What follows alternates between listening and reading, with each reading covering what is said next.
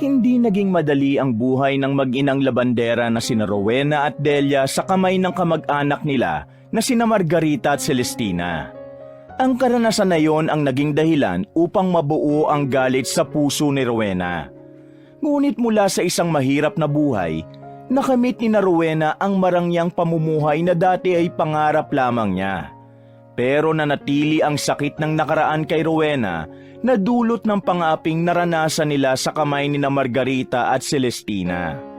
Hanggang sa dumating ang pagkakataon kay Rowena upang siya ay makapaghiganti. Ngunit sa kabila ng lahat ng yon ay hindi siya lubusang naging masaya. Mapagtatanto kaya ni Rowena na ang tunay na kaligayahan ay hindi nakasalalay sa paghihiganti kundi sa pagpapatawad? Tunghayan natin ang kwento ng mag-inang Rowena at Delia at ating saksihan kung paano nila kakaharapin ang hirap ng kanilang buhay, kung gaano sila magiging matatag at kung paano sila makakaahon. Matamang pinagmasda ng 25 anyos na si Rowena ang kabuuan ng malaking bahay na kinaroroonan nila ng kanyang ina na si Delia. Nakaupo sila sa malambot na sofa. Ang bahay na yon ay pagmamay-ari ng pinsan ni Delia na si Margarita na nakapangasawa ng mayamang foreigner. Meron itong nag-iisang anak na ang pangalan ay Celestina. Sa pagkakaalam ni Rowena ay matagal nang patay ang foreigner na asawa ni Margarita. Grabe, Nay. Sobrang laki pala ng bahay ng pinsan nyo. Parang mansyon na to eh. Buong paghangang bulong ni Rowena. Agad na napatayo si na Rowena nang makita nila si Margarita at Celestina na pababa sa malaking hagdan.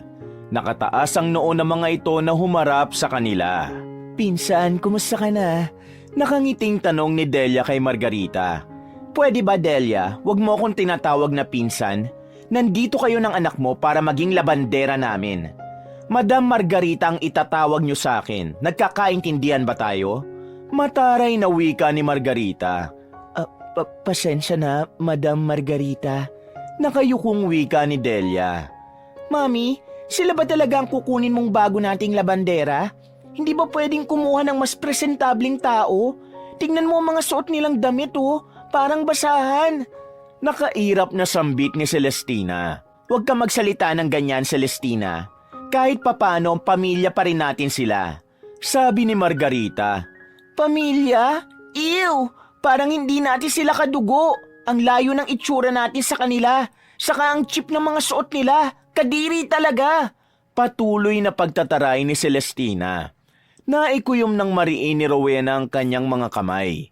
Nais niyang sagutin si Celestina na kaya lang naman nag-iba ang itsura nito ay dahil foreigner ang tatay nito. Pasensya na kayo kung ganito lang ang suot namin. Ito na kasi ang pinakamaayos naming damit ng aking anak. Sabi ni Delia habang pilit nang umiti. Humugot ng malalim na buntong hininga si Margarita. Ang trabaho niyo rito ay hindi madali.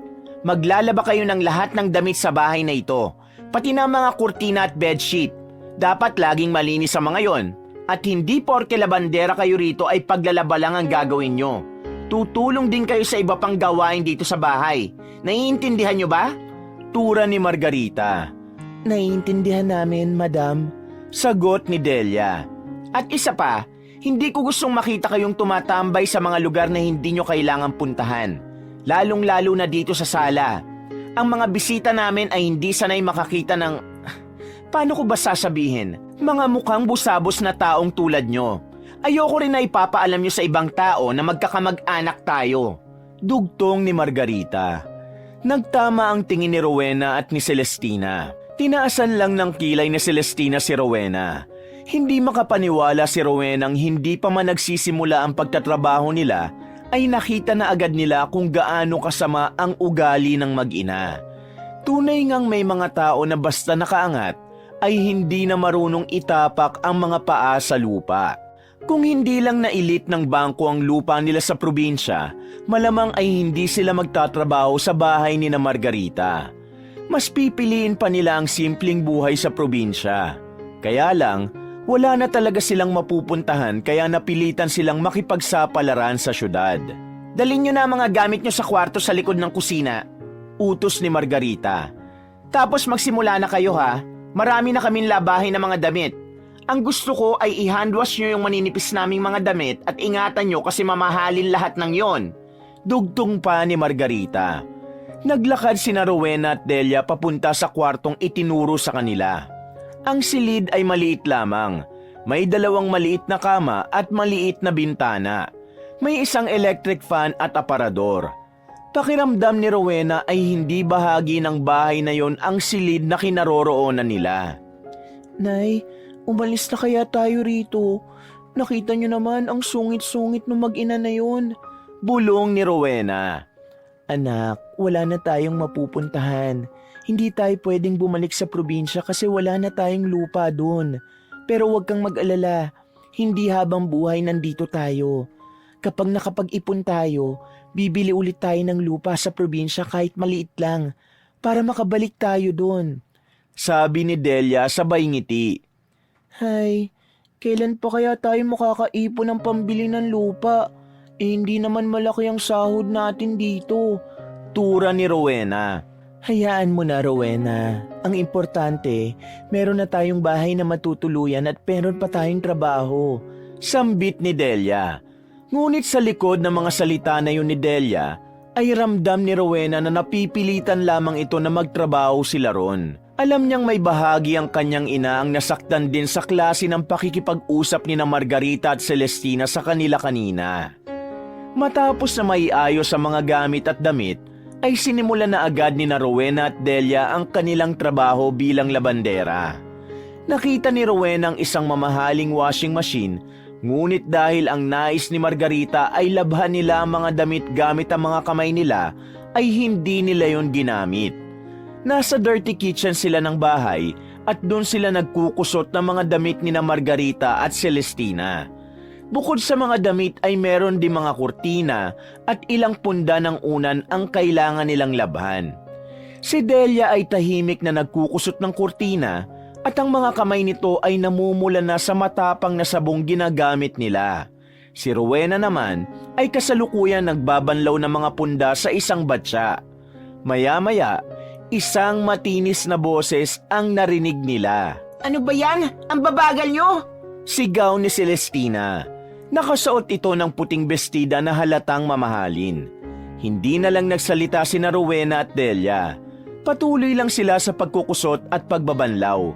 Pero tila nais talaga ni Celestina ang magmaldita sa araw na yon, kaya lumapit ito at kinuha ang isang pink na kurtina. Ano to? Bakit ganito na ang kulay nito? Kumupas! Hindi nyo iniingatan eh. Palibasa mga wala kayong alam sa mamahaling gamit. My God! Maarting itinirik pa ni Celestina ang mga mata nito. Ganyan naman talaga ang kulay niyan eh. Tura ni Rowena. Hoy, kung makapagsalita ka parang ang tagal mo na rito para malaman na ganyan ang kulay ng kurtina na yan ah. Wala pa nga kayong isang araw dito. Bulyaw ni Celestina. Hindi kami matatapos dito kung bubungangaan mo kami, Celestina. Alam namin ang ginagawa namin. Kahit ngayon lang kami nakahawak ng mamahaling damit, alam namin kung paano ito lalabhan. Sagot ni Rowena sa mahinahong boses. Pero kahit hindi mataas ang boses ni Rowena, ay minasama pa rin yun ni Celestina. Bigla nitong dinampot ang isang balde ng tubig at isinabo yon kay Rowena. Hindi napigilan ni Rowena ang tignan ng masama si Celestina. Huwag kang tititig sa akin ng ganyan, Rowena ha? Baka gusto niyong paalisin ko na kayo rito kahit wala pa kayong isang araw. Duro ni Celestina kay Rowena. Alam ni Rowenang walang magandang maidudulot kung sasagot o lalaban siya kay Celestina.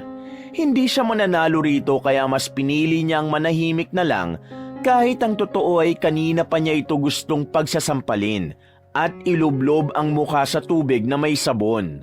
Baka sakaling kapag ginawa niya yon, malinisan ang maitim nitong budhi. Unang gabi ni Rowena sa malaking bahay na yon kaya hindi niya magawang makatulog agad. Namamahay siya. Tig-isa man sila ng nanay niya ng higaan ay hindi siya masyado makagalaw dahil sa kipot ng kama. Bumaling siya sa kanyang ina na nakita niyang nakapikit na. Nay, tulog ka na? Tanong ni Rowena. Oo, tulog na ako. Ungot ni Delia. Niloloko mo naman ako eh. Natatawang sabi ni Rowena. Meron lang po akong gustong sabihin sa inyo. Dumilat si Delia at tumingin sa anak. Ano yon? Tanong ni Delia. Naisip ko lang po kasi na kung buhay lang sana si tatay, baka hindi ganito kahirap ang buhay natin. Tugon ni Rowena. Anong ibig mong sabihin? Tanong ni Delia. Kung buhay po siya, baka hindi natin kailangan magtiis sa mga katulad ni na Margarita at Celestina. Siguro may sarili tayong bahay at mas maginhawa ang buhay natin. Hindi po bang sabi nyo mayaman si tatay? Tila nangangarap na wika ni Rowena. Kung buhay ang tatay mo, Rowena, hindi rin natin siya makakasama. Ani Delia. Bakit naman po? Tanong ni Rowena na may kasamang pagtataka. Matapobre ang mga magulang ng tatay mo. Hindi nila ako tinanggap dahil mahirap lang ako. Ayaw nilang mapunta sa akin ang anak nila. Kaya nung nalaman nilang nagdadalang tao ko, ginawa nilang lahat para paghiwalayan kami. Malungkot na kwento ni Delia. Pagkatapos, ano pong ginawa nila? Curious na tanong ni Rowena. Isang mahabang buntong hininga ang pinakawala ni Delia bago sumagot. Pinilit nilang ipakasal ang tatay mo sa isang babaeng gusto nila. Siniraan nila ako at tinanggalan ng dangal. Sabi nila, wala akong maibibigay sa pamilya nila kundi kahihiyan. Pinalabas nila sa tatay mo na meron akong ibang lalaki. Bahagyang naluha si Delia matapos nitong magsalita. Naniwala po si tatay na meron kayong ibang lalaki? Tanong ni Rowena. Hindi. Mahal na mahal ako ng tatay mo at alam niyang hindi ko yun magagawa sa kanya. Pero anong laban namin noon? Mga bata pa kami. Hindi ko kayang ipaglaban ng tatay mo sa mga magulang niya, anak. Hanggang sa sinabi nila sa akin na namatay sa isang aksidente ang tatay mo. Nakita ni Rowena ang pagluha ng kanyang ina na dumurog sa kanyang puso. Baby pa lang po pala ako nang mamatay si tatay. Sayang at hindi man lang niya ako nakita. Malungkot na wika ni Rowena. Pero alam mo, kahit hindi mo siya kasama, alam kong mahal na mahal ka niya at ipinagmamalaki ka niya dahil malakas ang loob mo at matapang ka, anak. Bahagyang ngumiti si Delia. Sa lakas ng loob mo, sa tapang mo, hindi madaling magtiis sa ganitong buhay, pero nandito ka pa rin. Kahit mahirap po tayo, hindi po ako susuko. Hindi para sa sarili ko, kundi para sa inyo, Nay. Pinunasan ni Rowena ang luhang naglanda sa kanyang pisngi. Ngumiti si Delia sa kanya at niyaya na siya nitong matulog dahil marami pa silang trabaho sa susunod na araw. At sa gabing yun, kahit may bahid ng lungkot ang kanilang mga puso, natagpuan nila ang kaunting lakas sa isa't isa. Makalipas ang 2 araw ay muli na namang natambakan ng labada si Rowena. Sa isang araw kasi ay ilang beses nagpapalit ng damit sina Margarita at Celestina. Hindi niya alam kung sinasadya ba yun ng dalawa para matambakan sila ng gawain o sadyang ganun lang talaga ang mga ito. Habang abala sa paglalabas si Rowena ay dumating si Margarita na galit na galit. May dala itong isang palda na kulay asul. Nagulat sila nang bigla nitong ibinato ang palda sa kanila. Tumama yun sa mukha ni Delia. Madam, bakit po? Takot na tanong ni Delia. Tingnan niyo ang palda ko na yan. Hindi niyo nilabahan ng maayos. Nandyan pa rin ang mancha ng steak sauce. Sigaw ni Margarita. Pasensya na, madam. Hindi ko siguro napansin nung nilabahan ko ito. Lalaban ko na lang po ulit. Tura ni Delia. Nakakahiya. Isinuot ko yan kanina at nakipagkita sa mga kaibigan ko. Kung hindi pa nila sinabi sa akin na hindi ko makikita ang mancha. For sure pinagtatawa na nila ako ng dahil sa kapalpakan yung mag-ina. Patuloy na sigaw ni Margarita. Hindi pa rin natapos si Margarita. Sinipa nito ang isang timba na may laman na mga damit na tapos nang kusutin ni Rowena. Tumapo na mga damit sa maruming sahig. Bakit nyo naman po sinipa? Malinis na ang mga yan! Hindi napigilang magtaas ng boses ni Rowena dahil sa pagod. Sinisigawan mo na ako? Dinuro ni Margarita si Rowena. Sasagot pa sana si Rowena pero inunahan siya ni Delia. Rowena, tama na. Mariing awat ni Delia. Pasensya na po, madam. Hayaan nyo taayusin na namin ang paglalaba. Nanay, bakit kayo humihingi ng pasensya? Si Madam Margarita ang mali. Bakit naman niya sisipain ang mga damit na malinis na? Ang hirap-hirap magkusot eh. Reklamo ni Rowena. Di kusutin niyo ulit? Hindi ba lamandera kayo rito? Trabaho niyo yon. O baka gusto mong palayasin ko kayong mag-ina rito? Mahihirapan kayong maghanap ng bahay pero ako, madali lang maghanap ng papalit sa inyo. Mataray na wika ni Margarita. Madam, pasensya na talaga. Hayaan mo't pagsasabihan ko ang anak ko. Bata pa po si Rowena kaya ganyan siya magsalita. Nakikiusap na sabi ni Delia. Bata? Dalaga na yan. Hindi na ako nagtataka kung bakit ganyan magsalita ang anak mo, Delia. Malamang hindi mo tinuruan ng magandang asal. Naku, makaalis na nga lang. Magsha-shopping ako para mawala ang inis ko sa inyong mag-ina. Gigil na sigaw ni Margarita sabay alis.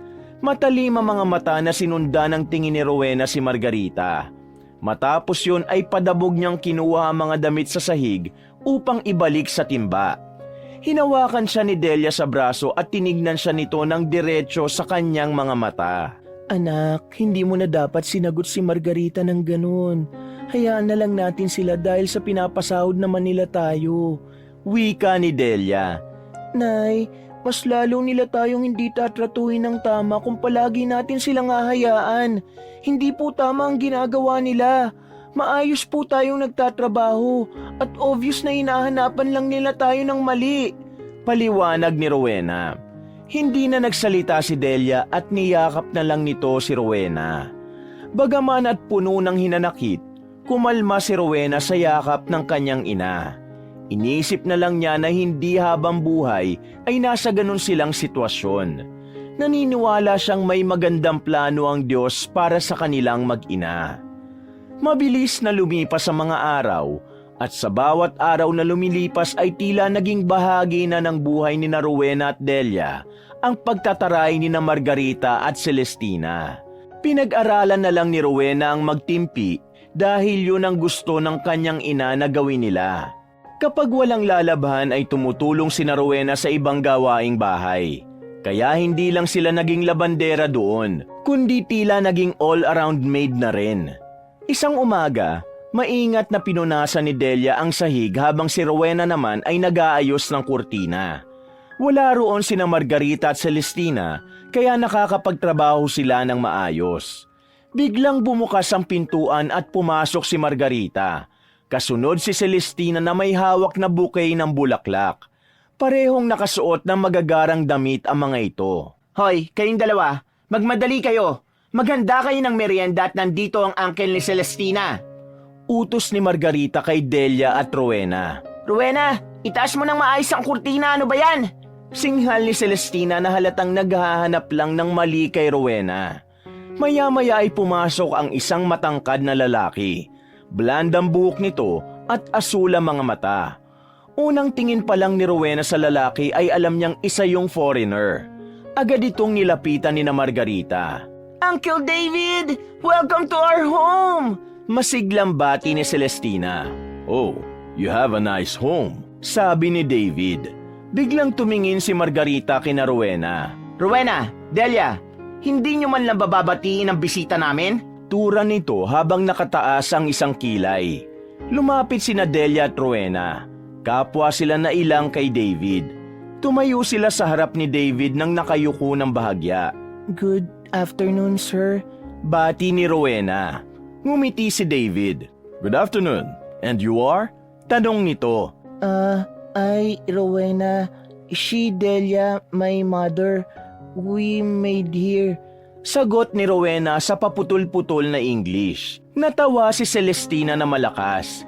Ano ba yan, Rowena? Ang tsaka mo mag-English? Nakaka-insulto nitong sabi. Oo nga, nakakahiya. Parang mapipilipit ang dila mo, Rowena. Dagdag pa ni Margarita. Napapahiyang napatingin si Rowena kay Delia. Gusto niyang sumagot pero pinigilan na lang niya ang sarili. By the way, David, you'll be staying here until Celestina's birthday next week. I hope that's okay with you. Sabi ni Margarita kay David. Of course, I'm happy to stay. Sagot ni David sabay ngiti. Habang nag-uusap sina David, Margarita at Celestina, Tahimik na umalis sina Delia at Rowena papunta sa kusina upang maghanda ng merienda. Doon ay pabulong silang nag-usap. Kung alam ko lang, hindi na lang sana ako sumagot sa tanong ni David. Bulong ni Rowena habang naglalabas ng cake mula sa ref. Hayaan mo na, mukhang naintindihan ka naman ni Sir David. Ani Delia. Ang araw na yon ay naging mahaba para kina Rowena dahil sa napakaraming utos ni na Margarita. Ngunit sa kabila ng lahat, pinilit nilang magtiis at umaasang may darating na araw para sa kanilang pag-ahon. Isang umaga, maagang nagising sina Rowena at Delia gaya ng kanilang nakasanayan. Nakaupo sa gilid ng kama si Rowena habang inaayos ang buhok. Si Delia naman ay abala sa pagtitiklop ng kumot. Maya-maya ay may biglang kumatok sa pinto. Si Rowena ang nagbukas nito at nagulat siya nang tumambad sa kanya si David. Nakangiti ito habang may hawak na isang tasa ng kape. Good morning, Rowena. Bati ni David. Coffee for you? Nanlaki ang mata ni Rowena at naguluhan. For me? Oh, no, thank you, but coffee? I don't drink. Tanggi ni Rowena. It's okay. I just wanted to say good morning. Nakangiting wika ni David. Good morning, sir. Sagot ni Rowena na halatang hirap magsalita ng English. Nagpatuloy si David sa pagsasalita. Ngunit ang karamihan sa mga sinabi nito ay hindi na naintindihan ni Rowena. Tumango na lang siya ng tumango upang isipin nito na naiintindihan niya ito. Okay, enjoy your morning. Wika ni David bago tumalikod at umalis. Pagkasara ng pinto, agad na bumaling si Delia kay Rowena. Baka sa mukha nito ang pag-aalala. Ano yun? Bakit parang palagi siyang nakikipag-usap sa'yo? Tanong ni Delia habang nagliligpit. Wala naman, Nay. Sagot ni Rowena. Baka ganun lang po talaga siya. Magiliw. Buti nga po, hindi siya kagaya ni na Margarita at Celestina eh. Rowena, umiwas ka na lang kay Sir David ha. Baka kung ano pang isipin ni na Margarita at Celestina. Alam mo naman ang mga ugali ng mga yon. Mariin na sabi ni Delia. Wala naman po akong ginagawang masama ah. Palakaibigan lang talaga si Sir David. Wika ni Rowena. Oo nga, pero hindi nila yun maiintindihan. Ayoko mapagbintangan ka ng kung ano. Sa kanila tayo nakatira. Lahat ng galaw natin ay nakikita nila. Paalala ni Delia na may halong pagkabahala sa boses. Hindi na lang nagsalita si Rowena at napatingin na lang siya sa bintana. Wala naman siyang nakikitang masama sa pakikitungo ni David. Ngunit naiintindihan niya ang pangamba ng kanyang ina. Alam niyang isang maling galaw lang niya ay maaaring magdala na yon ng mas malaking gulo sa kanilang buhay. Sa buong araw ay halos si Rowena lamang ang kinakausap ni David. May mga tanong ang banyagang lalaki kay Rowena na sa tingin niya ay walang kwenta pero sinasagot na lamang niya yon para hindi siya magmukhang bastos sa bisita ng kanilang mga amo. Isang umaga, habang abala si Rowena sa pagwawali sa veranda, ay biglang lumapit si Celestina. Nagulat siya nang makita ito na nakatayo sa likuran niya na parang nagmamasid. Rowena, mag-usap nga tayo. Tawag ni Celestina. Tungkol saan? May iuutos ka ba? Kung meron, mamaya na lang. Tatapusin ko muna tong ginagawa ko rito. Walang ganang sagot ni Rowena. Tumaas ang kilay ni Celestina at naglakad palapit. Tumigil ito sa harapan ni Rowena. Umamin ka nga sa akin. Nilalandi mo ba ang Uncle David ko? Walang gatol na tanong ni Celestina. Ano? At bakit ko naman lalandiin si Sir David? Natatawang tanong ni Rowena. Don't play dumb. At huwag ka rin tumawa dahil hindi ako nakikipagbiroan sa'yo. Akala mo ba hindi ko nakikita kung paano kayo nag-uusap? Sigurado ako na ikaw ang unang lumalapit palagi sa kanya. Akusa ni Celestina. Napailing si Rowena. Para sa kaalaman mo, si Sir David ang lumalapit sa akin. Bisita niyo siya kaya kinakausap ko siya kapag may tinatanong siya. Ang bastos ko naman kung hindi ako sasagot kapag kinakausap ako, di ba? Katwiran niya. Talaga lang ah? Akala mo ba hindi ko alam ang plano mo? Gagamitin mo si Uncle David para magkapera. Pero alam mo, Rowena, kahit anong gawin mo, hindi ka niya magugustuhan kasi isa ka lang labandera. Pangungutya ni Celestina. Wala akong intensyon na gamitin si Sir David.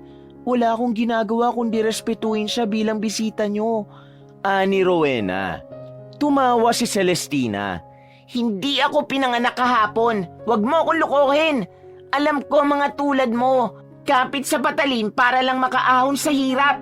Ikaw ang klase ng babae na gagamitin ng katawan para yumaman. Patuloy na pangiinsulto nito. Naningkit ang mga mata ni Rowena. Ngunit pinilit niyang kontrolin ang sarili na huwag magalit. Walang katotohanan ng sinasabi mo. Isa pa, hindi ko kontrolado kung paano makikitungo sa akin si Sir David. At hindi ako tulad ng iniisip mo. Hindi ko kailangang gamitin ng kahit sino para lang umangat sa buhay. Talaga lang Nakakatawa ka talaga, Rowena. Parang ang linis-linis mo. Mataray na wika ni Celestina. Kung yan ang tingin mo sa akin, wala na akong magagawa. Kasi kahit anong sabihin ko, hindi nyo naman paniniwalaan ng nanay mo eh. Pero alam ko sa sarili kong hindi totoo ang mga sinasabi mo. Ani Rowena na hindi nagpakita ng takot. Sinasabi ko sa'yo, tigilan mo na si Uncle David. Tigilan mo ang kalandian mo. Malakas na sabi ni Celestina. Hindi na nakapagsalita si Rowena dahil biglang tumalikod si Celestina at naglakad palayo. Naiwan si Rowena sa veranda na malalim ang iniisip.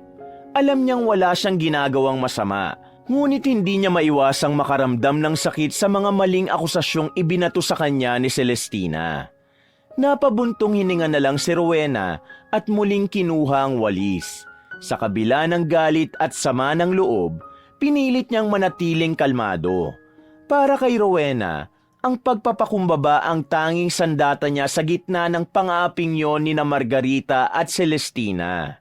Isang umaga, abala sina Delia at Rowena sa pag-aayos ng mga nilabhang damit sa laundry area. Pareho silang tahimik at parehong nakafocus sa kanilang ginagawa nang biglang pumasok si Margarita. Delia, mag-grocery ka nga. Ubus na ang mga prutas at iba pang kailangan sa kusina. Gumawa na ako ng listahan. Bilhin mo lahat yon ha? Nasa ibabaw ng dining table yung listahan. Opo, madam. Ngayon na po ba? Tanong ni Delia. Ngayon na, syempre. At bilisan mo. Baka naman matagalan ka pa. Ani Margarita. At ikaw naman, Rowena. Ikaw na munang tumapos sa pag-aayos ng mga damit. Huwag kang tatamad-tamad. Opo. Maikling sagot ni Rowena. Nagmamadaling umalis si Delia. Bit-bit ang listahan ng mga bibilhin. Naiwan si Rowena sa laundry area at mabilis na tinapos ang pag-aayos at pagtiklop sa mga damit. Nang matapos na siya, ay kinuha niya ang mga damit ni David upang dalhin ang mga yun sa silid nito sa itaas. Pagdating niya sa pinto ng silid ni David ay kumatok siya ng marahan. Sir David, your clothes is here. Ani Rowena. Pumukas ang pinto at bumungad si David. Nakarob, nakangiti. Oh, Rowena, come in. Thank you for taking care of my clothes. Anyaya nito. Agad pumasok si Rowena at inilapag ang mga natuping damit sa ibabaw ng maliit na lamesa. Habang ginagawa yon ay narinig niya si David na nagsalita mula sa kama. My back hurts, Rowena. Reklamo ni David sabay higa. Can you help me?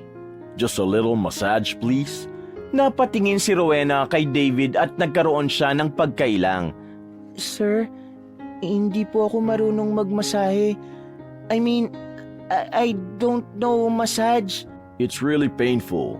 Please, just press my back lightly. It will help me a lot. Pilit ni David kay Rowena. Nag-alinlangan si Rowena. Ngunit dahil sa paniniwala niyang bisita si David at ayaw niyang magmukhang bastos, ay dahan-dahan siyang lumapit.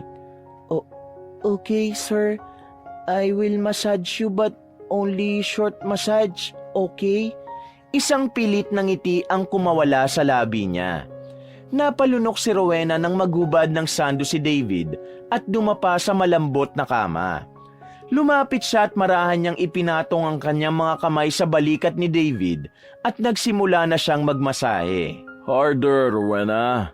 Sabi ni David na halatang nasisiyahan. Lower, please, lower. Sinubukan niyang dagdagan ang puwersa ng kanyang masahe. Ngunit habang tumatagal, nararamdaman niyang tila hindi na tama ang sitwasyon. Nang bigla niyang bawiin ang kamay niya upang tumigil na, biglang bumalikwas si David at humarap ito sa kanya. Nagulat siya nang hawakan ni David ang dalawa niyang kamay. Sir, what are you doing? Gulat na tanong ni Rowena habang pilit na nilalayo ang sarili sa lalaki. Why are you playing hard to get, Rowena? Don't act innocent. I know you want this too.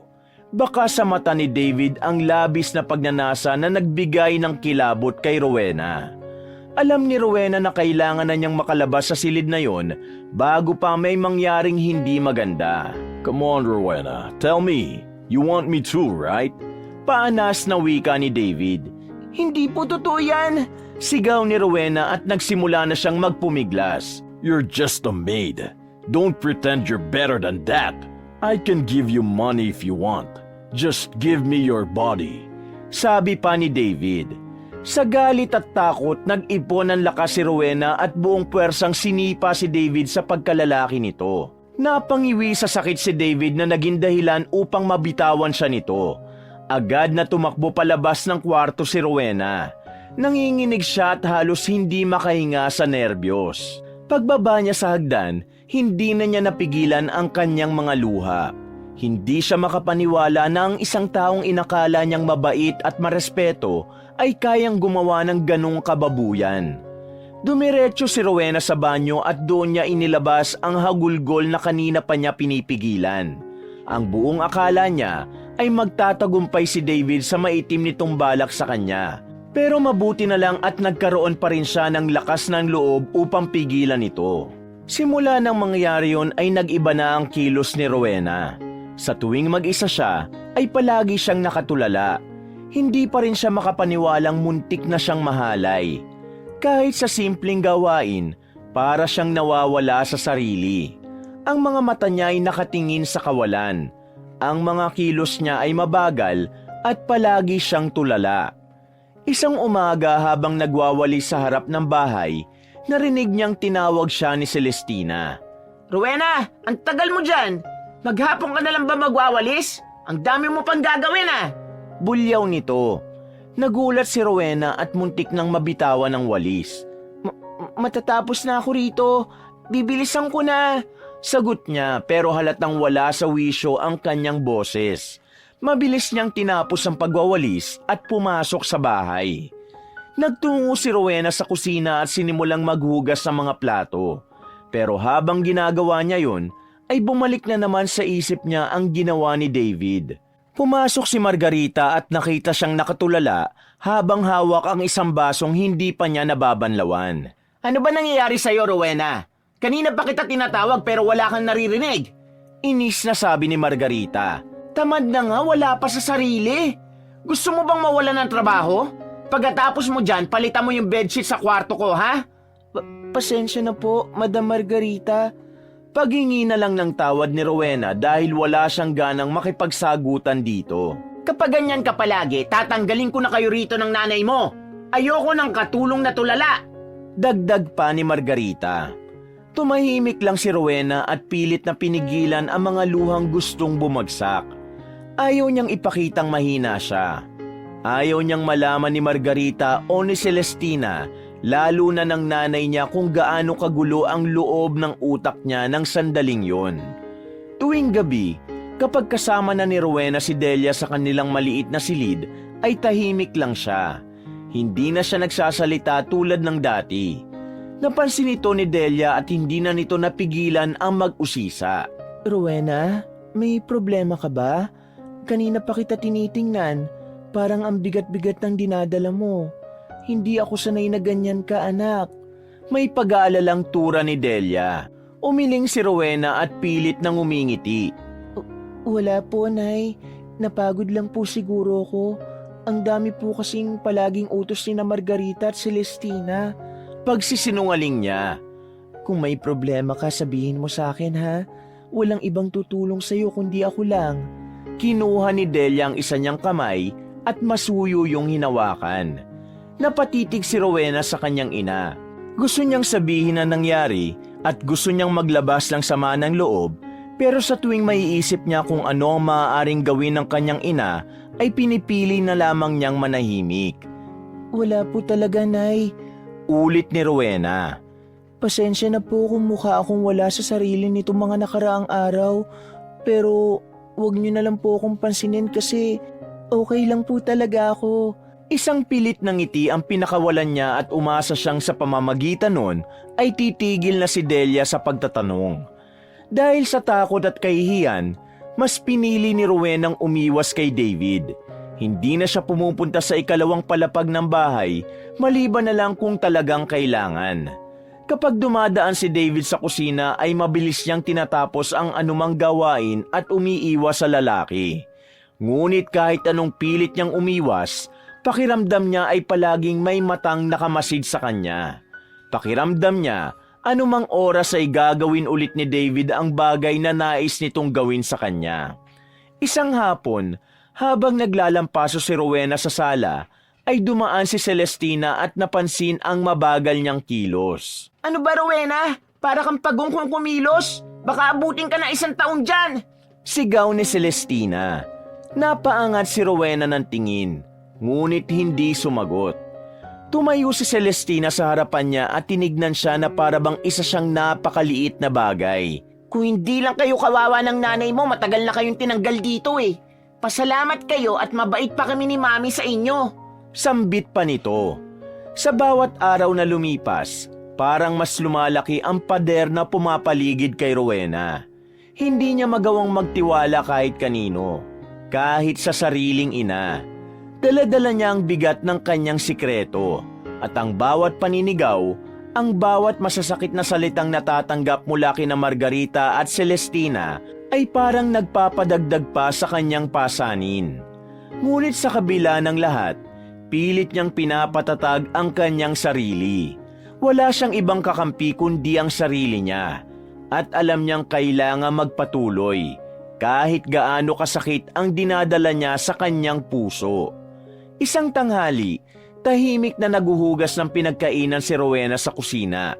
Napansin ni Delia ang kabagalan ng kilos ni Rowena. Kasalukuyang inaayos ni Delia ang laman ng ref. Lumapit si Delia sa anak at inilagay nito ang kamay sa balikat ni Rowena. Napapitlag ang dalaga. Rowena, pwede ba kitang makausap sandali? Tanong ni Delia. Ano po yun, Nay? Tugon ni Rowena. Umupo si Delia sa upuan na naroon. Naghugas ng kamay niya si Rowena at nagpuna sa basahan na nakasabit. Tahimik na umupo si Rowena sa upuan sa harapan ng kanyang ina. Rowena, ilang araw na kitang napapansin. Parang ang layo ng iniisip mo. Tulala ka. Mabagal kang kumilos. May problema ka ba? Tanong ni Delia. Umiling si Rowena. Wala po, Nay. Napapagod lang siguro ako sa kakatrabaho natin dito. Huwag niyo na lang po kasi akong pansinin. Saka kung may problema man po ako, alam niyo naman po na magsasabi ako sa inyo. Kilala niyo po ako. Tugon niya. Hindi ako naniniwala. Alam ko kapag may bumabagabag sa'yo. Dati kapag sinusungitan ka ni na Margarita at Celestina, sumasagot ka. Ngayon ay hindi ka kumikibo. Ano ba talagang nangyayari sa'yo, anak?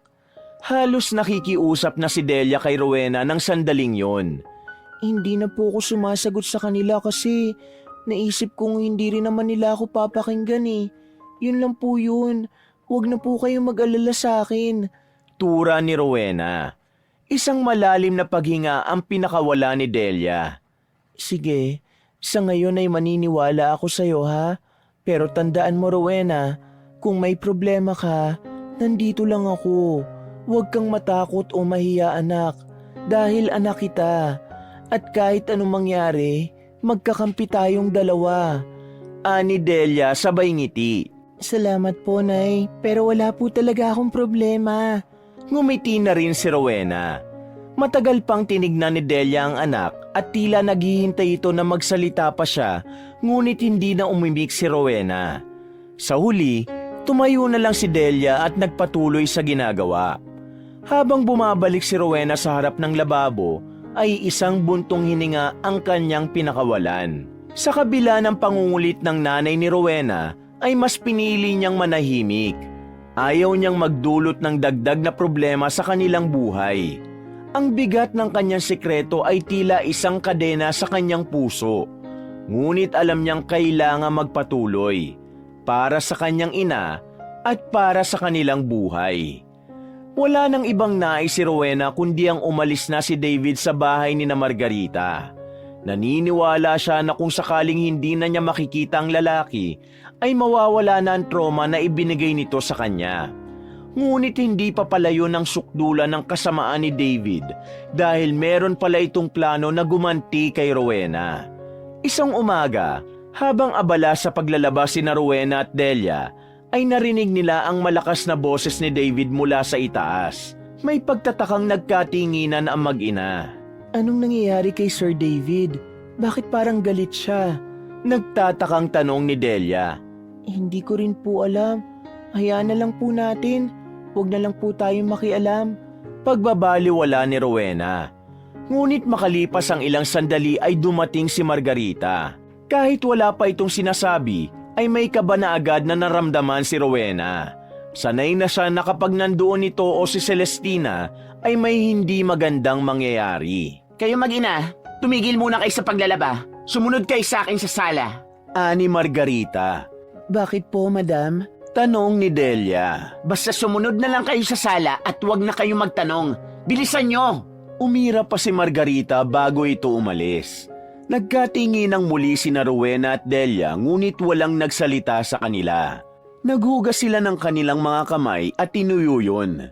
Huminga muna ng malalim si Rowena bago sila naglakad patungo sa sala. Doon ay nakita nila ang ibang kasambahay.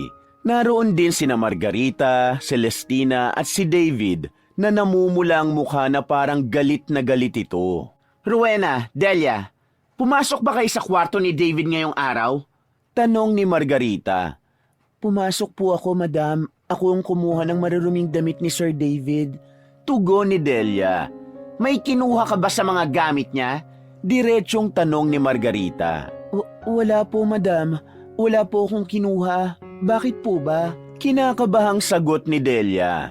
Naglakad si Margarita papunta sa harapan ni na Rowena at tinignan sila nito na para bang isa itong investigador at si na Rowena ay mga suspect sa isang krimen. Nawawala ang mamahaling relo ni David. Ang sabi niya, nakapatong yun sa drawer pero nang magising siya ay wala na. Hinalughog na namin ang gamit ng ibang katulong at mga gamit nyo na lang na mag-inang hindi pa namin nahahalughog. Sambit ni Margarita.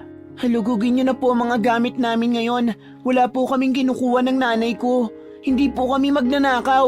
Matapang na wika ni Rowena. Malalaman natin ngayon kung nagsasabi ka ng totoo, Rowena. May pangahamon na wika ni Margarita. Nagpatiuna si Margarita sa pagpunta sa kwarto ni na Rowena. Nakasunod sina Celestina at David dito. Nang dumaan si David sa harapan ni Rowena, ay isang matipid na ngisi ang kumawala sa labi nito na nagbigay ng kaba kay Rowena. Naghawak ng kamay sina Rowena at Delia. Kahit sigurado si Rowena na hindi sila ang nagnakaw sa mamahaling relo ni David, ay hindi niya maiwasang makaramdam na parang may mali. Ilang minutong nanatili sina Margarita sa silid ni na Rowena. Maya-maya ay lumabas na ang mga ito at nanlaki ang mga mata ni na Rowena nang makita na may dalang relo si Margarita na kulay ginto. Nang makalapit si Margarita sa kanila, ay isang malakas na sampal ang pinadapo nito sa pisngi ni Rowena. Natulala si Rowena at hindi niya alam kung ano ang magiging reaksyon niya. Talaga ba, Rowena? Hindi kayo nagnakaw? Ano ito? Anong tawag mo rito? Sigaw ni Margarita habang hawak ang gintong relo. Kinuha ni David ang relo mula kay Margarita. This is my watch. You stole it from me?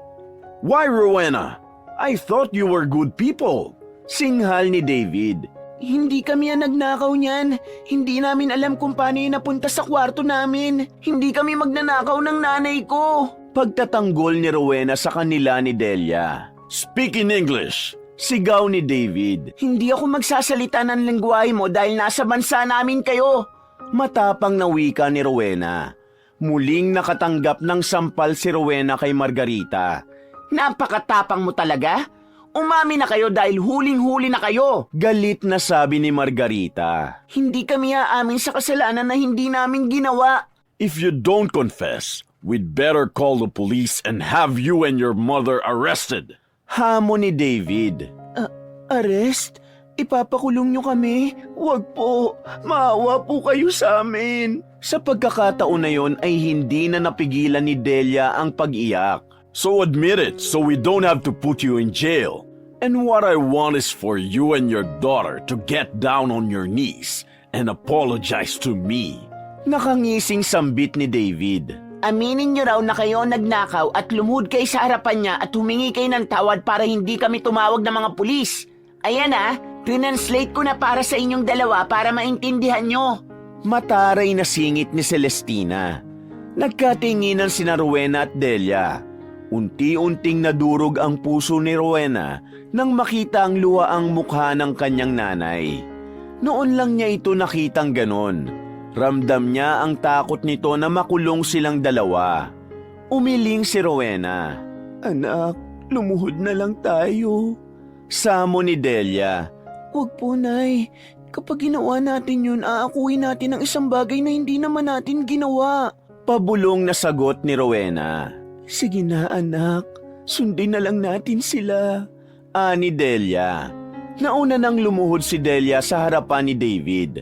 Napipilitan man, ay lumuhod na rin si Rowena pero may galit sa mukha niya habang nakatingin sa lalaki na tila tuwang-tuwa sa nakikita. Patawarin niyo po kami. Naputol ang pagsasalita ni Delia nang biglang sumigaw si Margarita. English! Para maintindihan kayo ni David! Sir David, me and Rowena is sorry. Please, don't call police. I'm sorry if I get your watch. I have no money. I just want to have money. This is why I get your watch. I am so sorry, Sir David. Umiiyak na samo ni Delia. Hindi makapaniwala si Rowena sa sinabing yun ng nanay niya.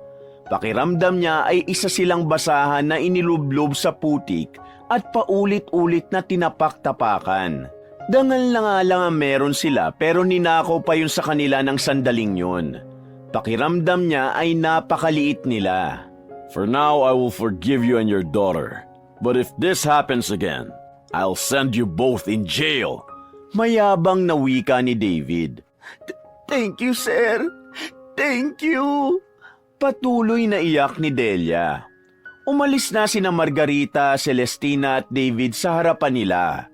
Mabilis na niyakap ni Rowena si Delia at mas naging malakas ang paghagulgol nito. Gusto mang umiyak ni Rowena ay pinigilan niya ang sarili.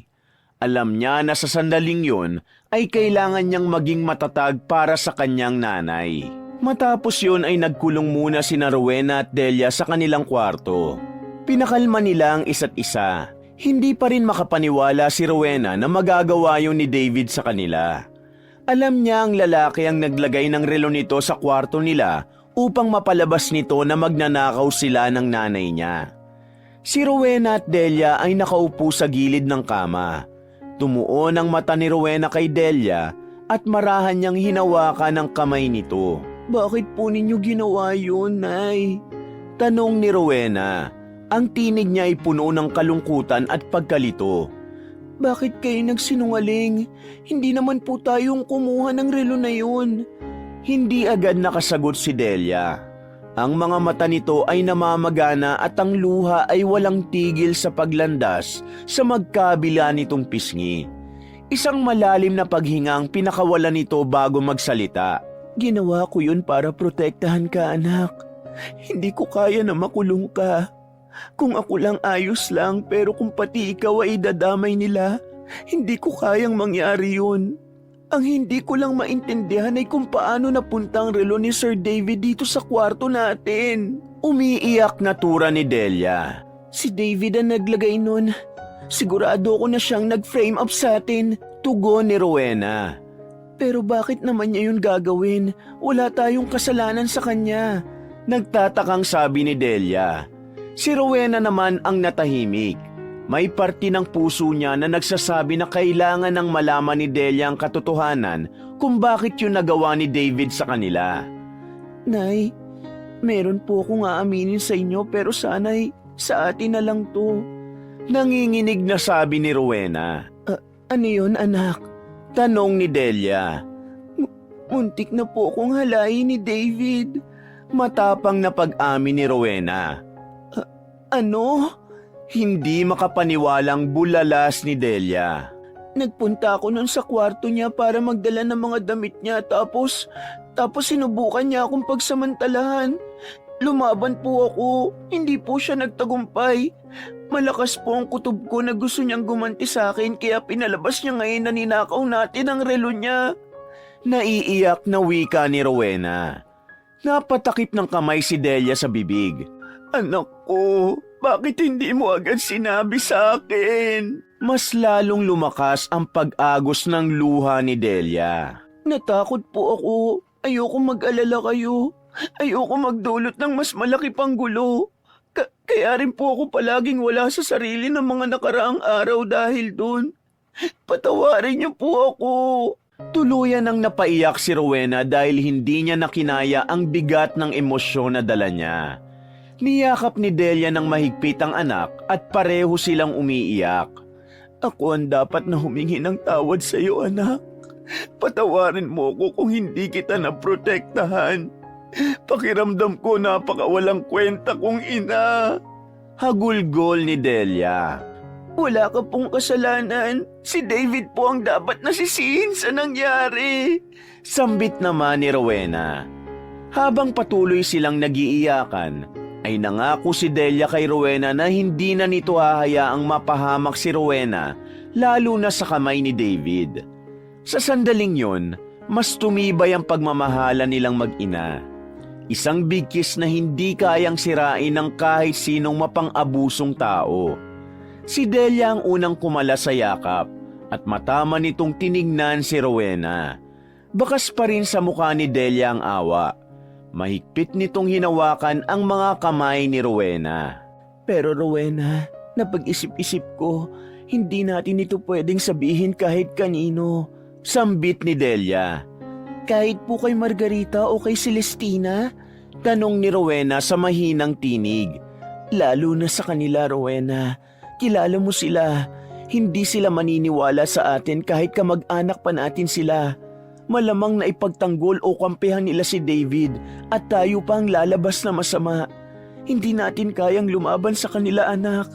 Napakalaki ng posibilidad na tayo pa ang matalo sa huli. Paliwanag ni Delia. Pero Nay, hindi po ba mali yun? Bakit kailangan nating manahimik? Bakit kailangan nating magtiis? Tanong ni Rowena.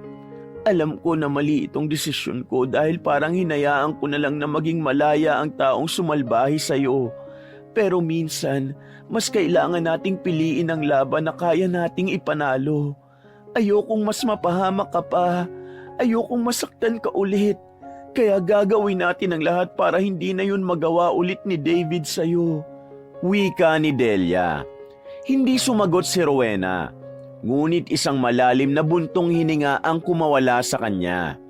Muli niyang niyakap si Delia ng mahigpit at puno ng emosyon. Mula noon, naging mas maingat si Delia at Rowena. Sa tuwing nasa paligid si David, palaging nasa tabi ni Rowena ang kanyang ina. Kapag sinusubukang kausapin ni David si Rowena, ay biglang papagitna si Delia at magpapalusot ng kung anumang dahilan para ilayo ang anak. Sa kabila ng kanilang pag-iwas, patuloy pa rin ang mga pasaring ni na Margarita at Celestina. Kapag nakikitang lumalayo si Rowena kay David, hindi na lang pinansin ni Rowena ang mga ito. Ngunit halata sa kanyang mukha ang pagpipigil ng galit. Mabuti na lang at palaging naroon si Delia para pakalmahin siya. Habang tumatagal, unti-unting natutunan ni Rowena na magtimpi. Ngunit sa bawat pag-iwas nila kay David at sa bawat pangungutya ni na Margarita at Celestina, lalong lumalaki ang galit na naiipon sa dibdib ni Rowena. Isang umaga, abala si Rowena sa paglalaba sa dirty kitchen. Siya lang mag-isa dahil si Delia ay inuutusan ni Margarita na magtungo sa grocery para mamili.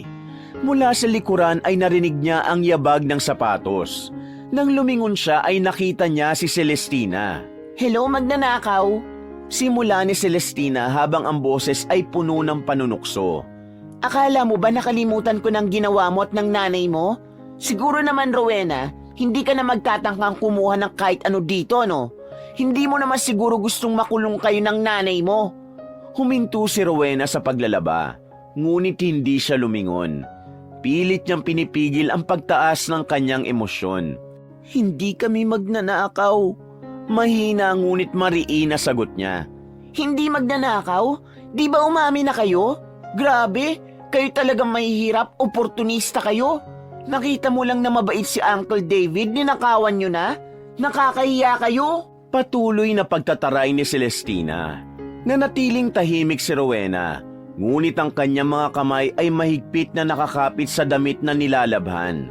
Ramdam niya ang pagtulak ng galit sa kanyang dibdib, ngunit pilit niyang nilalabanan yun. Oh, bakit parang tahimik ka ngayon? Wala ka bang sasabihin? Hindi ako sanay na ganyan ka, Rowena. Di ba matapang ka? Alam mo, kung ako ang nasa kalagayan mo, hindi na ako magpapakita sa mga tao.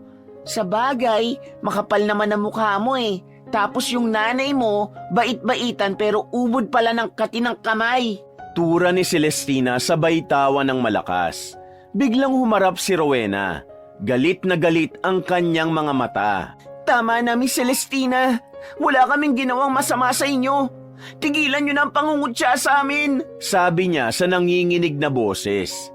At kung hindi kita tigilan, anong gagawin mo? Sasampalin mo ko? Sige nga, subukan mo. Kapag ginawa mo yan, sisiguruhin ko mapapalayas kayo rito ng nanay mo. Hamon ni Celestina. Hindi ko gagawin ang gusto mo, Miss Celestina. Hindi kita sasampalin o sasaktan. Pero tandaan mo ito. Darating ang araw na pagsisisihan mo ang lahat ng ginagawa mo sa amin. Darating din ang karma nyo ng nanay mo. Mariing sambit ni Rowena. Karma? Rowena, huwag kang mangarap. Tingnan mo nga kung sino ang kinakarma ngayon. Hindi ba kayo ng nanay mo? Hanggang dyan lang ang kaya niyong abutin. Hampas lupa lang kasi kayo. Pasigaw na wika ni Celestina. Tumalikod si Rowena at pilit na pinigilan ng luha na gustong kumawala sa kanyang mga mata. Tahimik siyang bumalik sa kanyang paglalaba. Hindi nagtagal ay umalis na si Celestina habang tumatawa na akala mo ay isang demonyo. Isang araw na lang at kaarawan na ni Celestina kaya naman mas lalong naging abala ang mga kasambahay kasama na sina Rowena at Delia. Maaga pa lang ay abala na ang mag-ina sa paglilinis ng bawat sulok ng bahay. Sa sala, si Margarita ay nakaupo at abala sa pag-aayos ng listahan ng mga bisitang iimbitahin habang si Celestina naman ay panay ang litanya sa kung ano ang mangyayari sa birthday party nito. Hindi mapigilang mainggit ni Rowena kay Celestina dahil buong buhay niya ay hindi siya nakaranas ng ganung paghahanda sa kaarawan niya. Wala pa man, nakikita niya na magiging enggrande ang birthday party ni Celestina. Hapon nang utusan ni Margarita si Delia na magtungo sa mall. May mga pinabili si Delia na mga kung ano-anong kailangan para sa kaarawan ni Celestina. Gabi na nang makauwi si Delia at agad itong dumiretso sa kwarto nila Rowena. Nagulat si Rowena nang makita ang dalang paper bag ni Delia. Ano yung dala mo, Nay? Tanong ni Rowena. Nak, tignan mo ito at sabihin mo kung maganda. Wika ni Delia. Inilabas nito mula sa paper bag ang isang simpleng bestida na kulay lavender.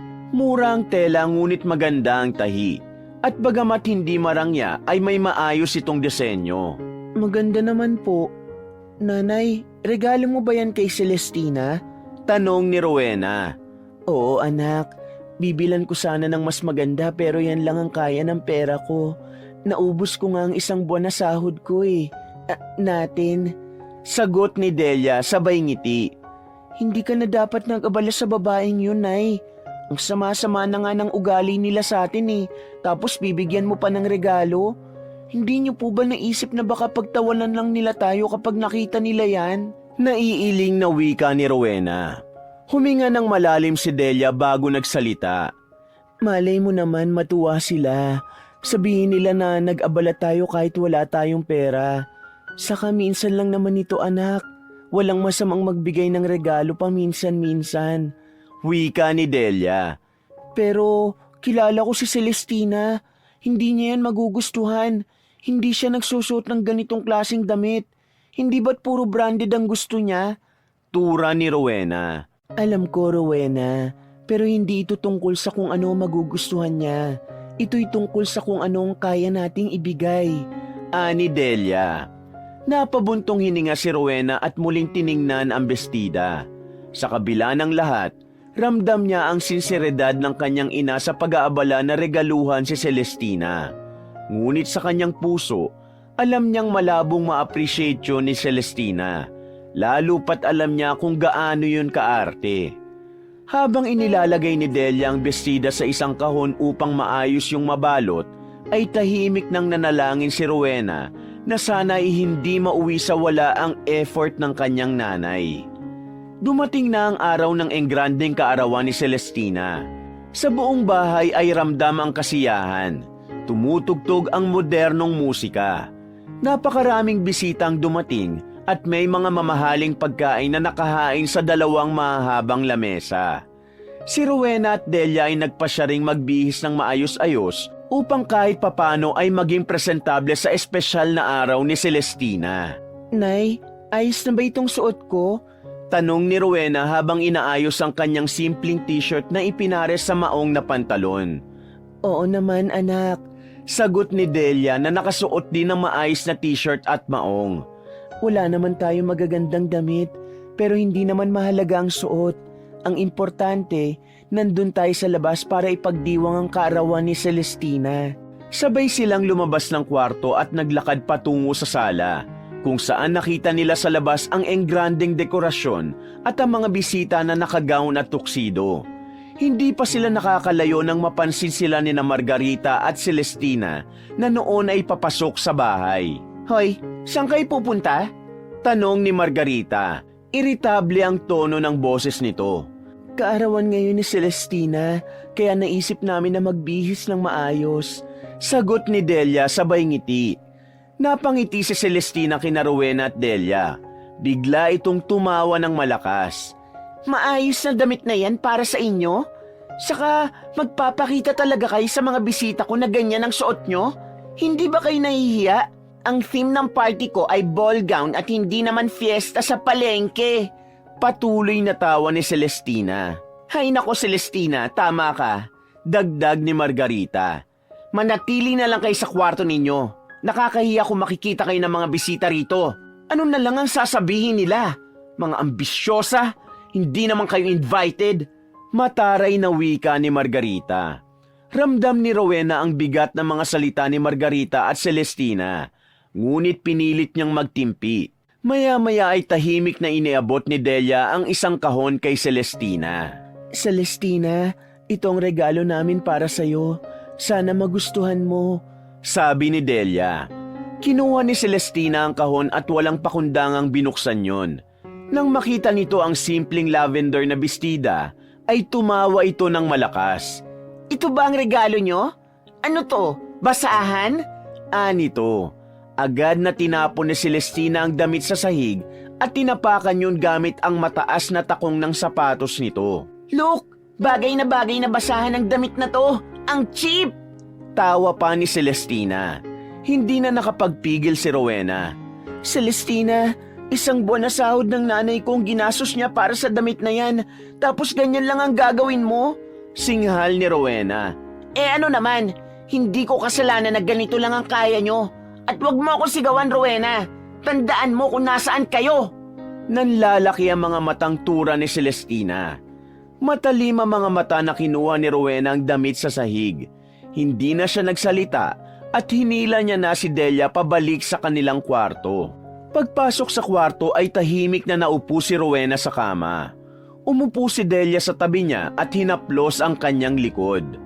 Anak, pasensya ka na. Bulong ni Delia. Ginawa ko lang naman kung ano ang kaya natin. Hindi umimik si Rowena. Ngunit sa loob niya, unti-unti nang nabubuo ang galit at pagkamuhi niya kina Margarita at Celestina. Dumako ang tingin ni Rowena sa damit na hawak niya na para sana ay kay Celestina. Labis siyang naawa sa nanay niya dahil pinaglaanan niyo ng pera nito. Sa akin na lang itong damit na to para hindi masayang. Mukhang kasya naman sa akin eh. Pero Nay, hindi ba tama ako? Hindi talaga magugustuhan ni Celestina ang damit na ito at kahit na anong bagay na ibigay natin sa kanya. Sambit ni Rowena. Hindi umimik si Delia. Umusog si Rowena palapit at inakbayan ito. Huminga ng malalim si Delia at pinilit ngumiti. Hayaan mo na anak. Ang importante ay alam ni Celestinang naalala natin siya sa kaarawan niya.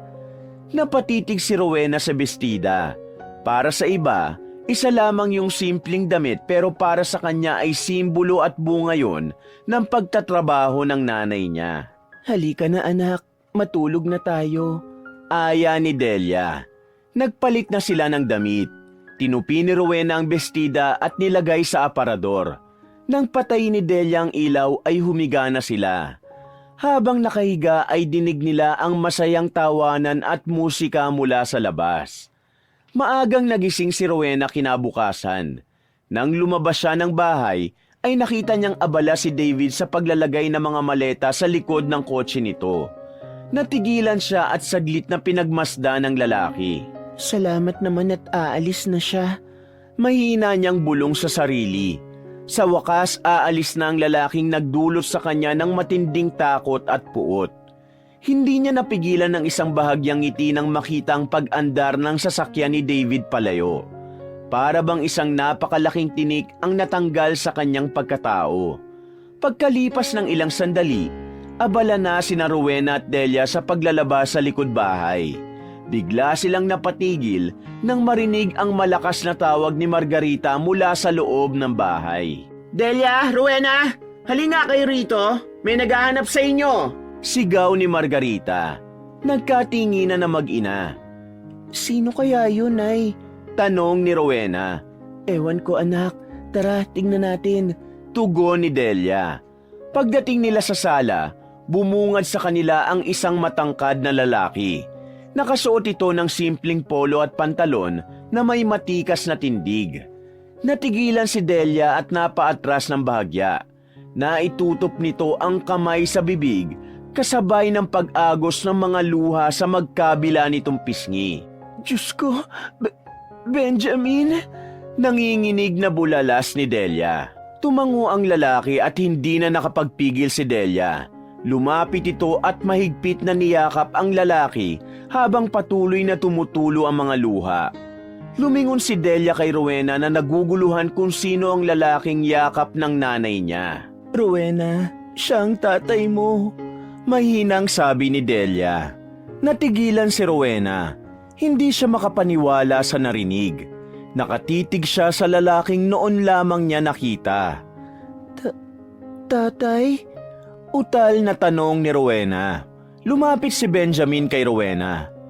Oo anak, ako ang tatay mo. Pasensya na kung ngayon lang ako nagpakita sa inyo. Maraming taon akong naghanap ng pagkakataon pero... Naputol ang pagsasalita ni Benjamin na tila nahihirapan itong magpaliwanag. Nagsimulang tumulo ang luha ni Rowena habang patuloy na nakatitig sa lalaki. Hindi niya alam kung magagalit, matutuwa o maniniwala ba siya sa nangyayari. Ang akala namin ay patay ka na, Benjamin. Ani Delia. Pinalabas sa mga magulang ko noon na patay na ako. Ayaw nilang maging parte kayo ng buhay ko. Matagal na akong hiwalay sa asawa ko at namatay na rin sina mama at papa. Kaya wala nang pumipigil sa akin ngayon para hanapin kayo. Paliwanag ni Benjamin. Hindi pa rin makapaniwala si Rowena. Para bang nananaginip siya. Pasensya na anak. Patawad kung hindi ko kayo agad nahanap. Patawad sa lahat ng pagkukulang ko. Sambit ni Benjamin at hinawakan nito ang isang kamay ni Rowena. Lumapit si Delia kay Rowena at hinawakan ng balikat nito. Anak, ito na ang pagkakataon natin na mabuo ulit ang pamilya natin. Umiiyak nitong wika.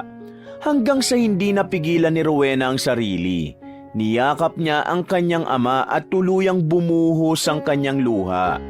Hindi ko alam kung anong mararamdaman ko pero salamat dahil bumalik po kayo. Hagulgol ni Rowena. Habang yakap ni Rowena ang kanyang ama ay hinagod nito ang likod niya. Pagkalipas ng ilang sandali, bumitaw si Benjamin at tumingin kina Rowena at Delia.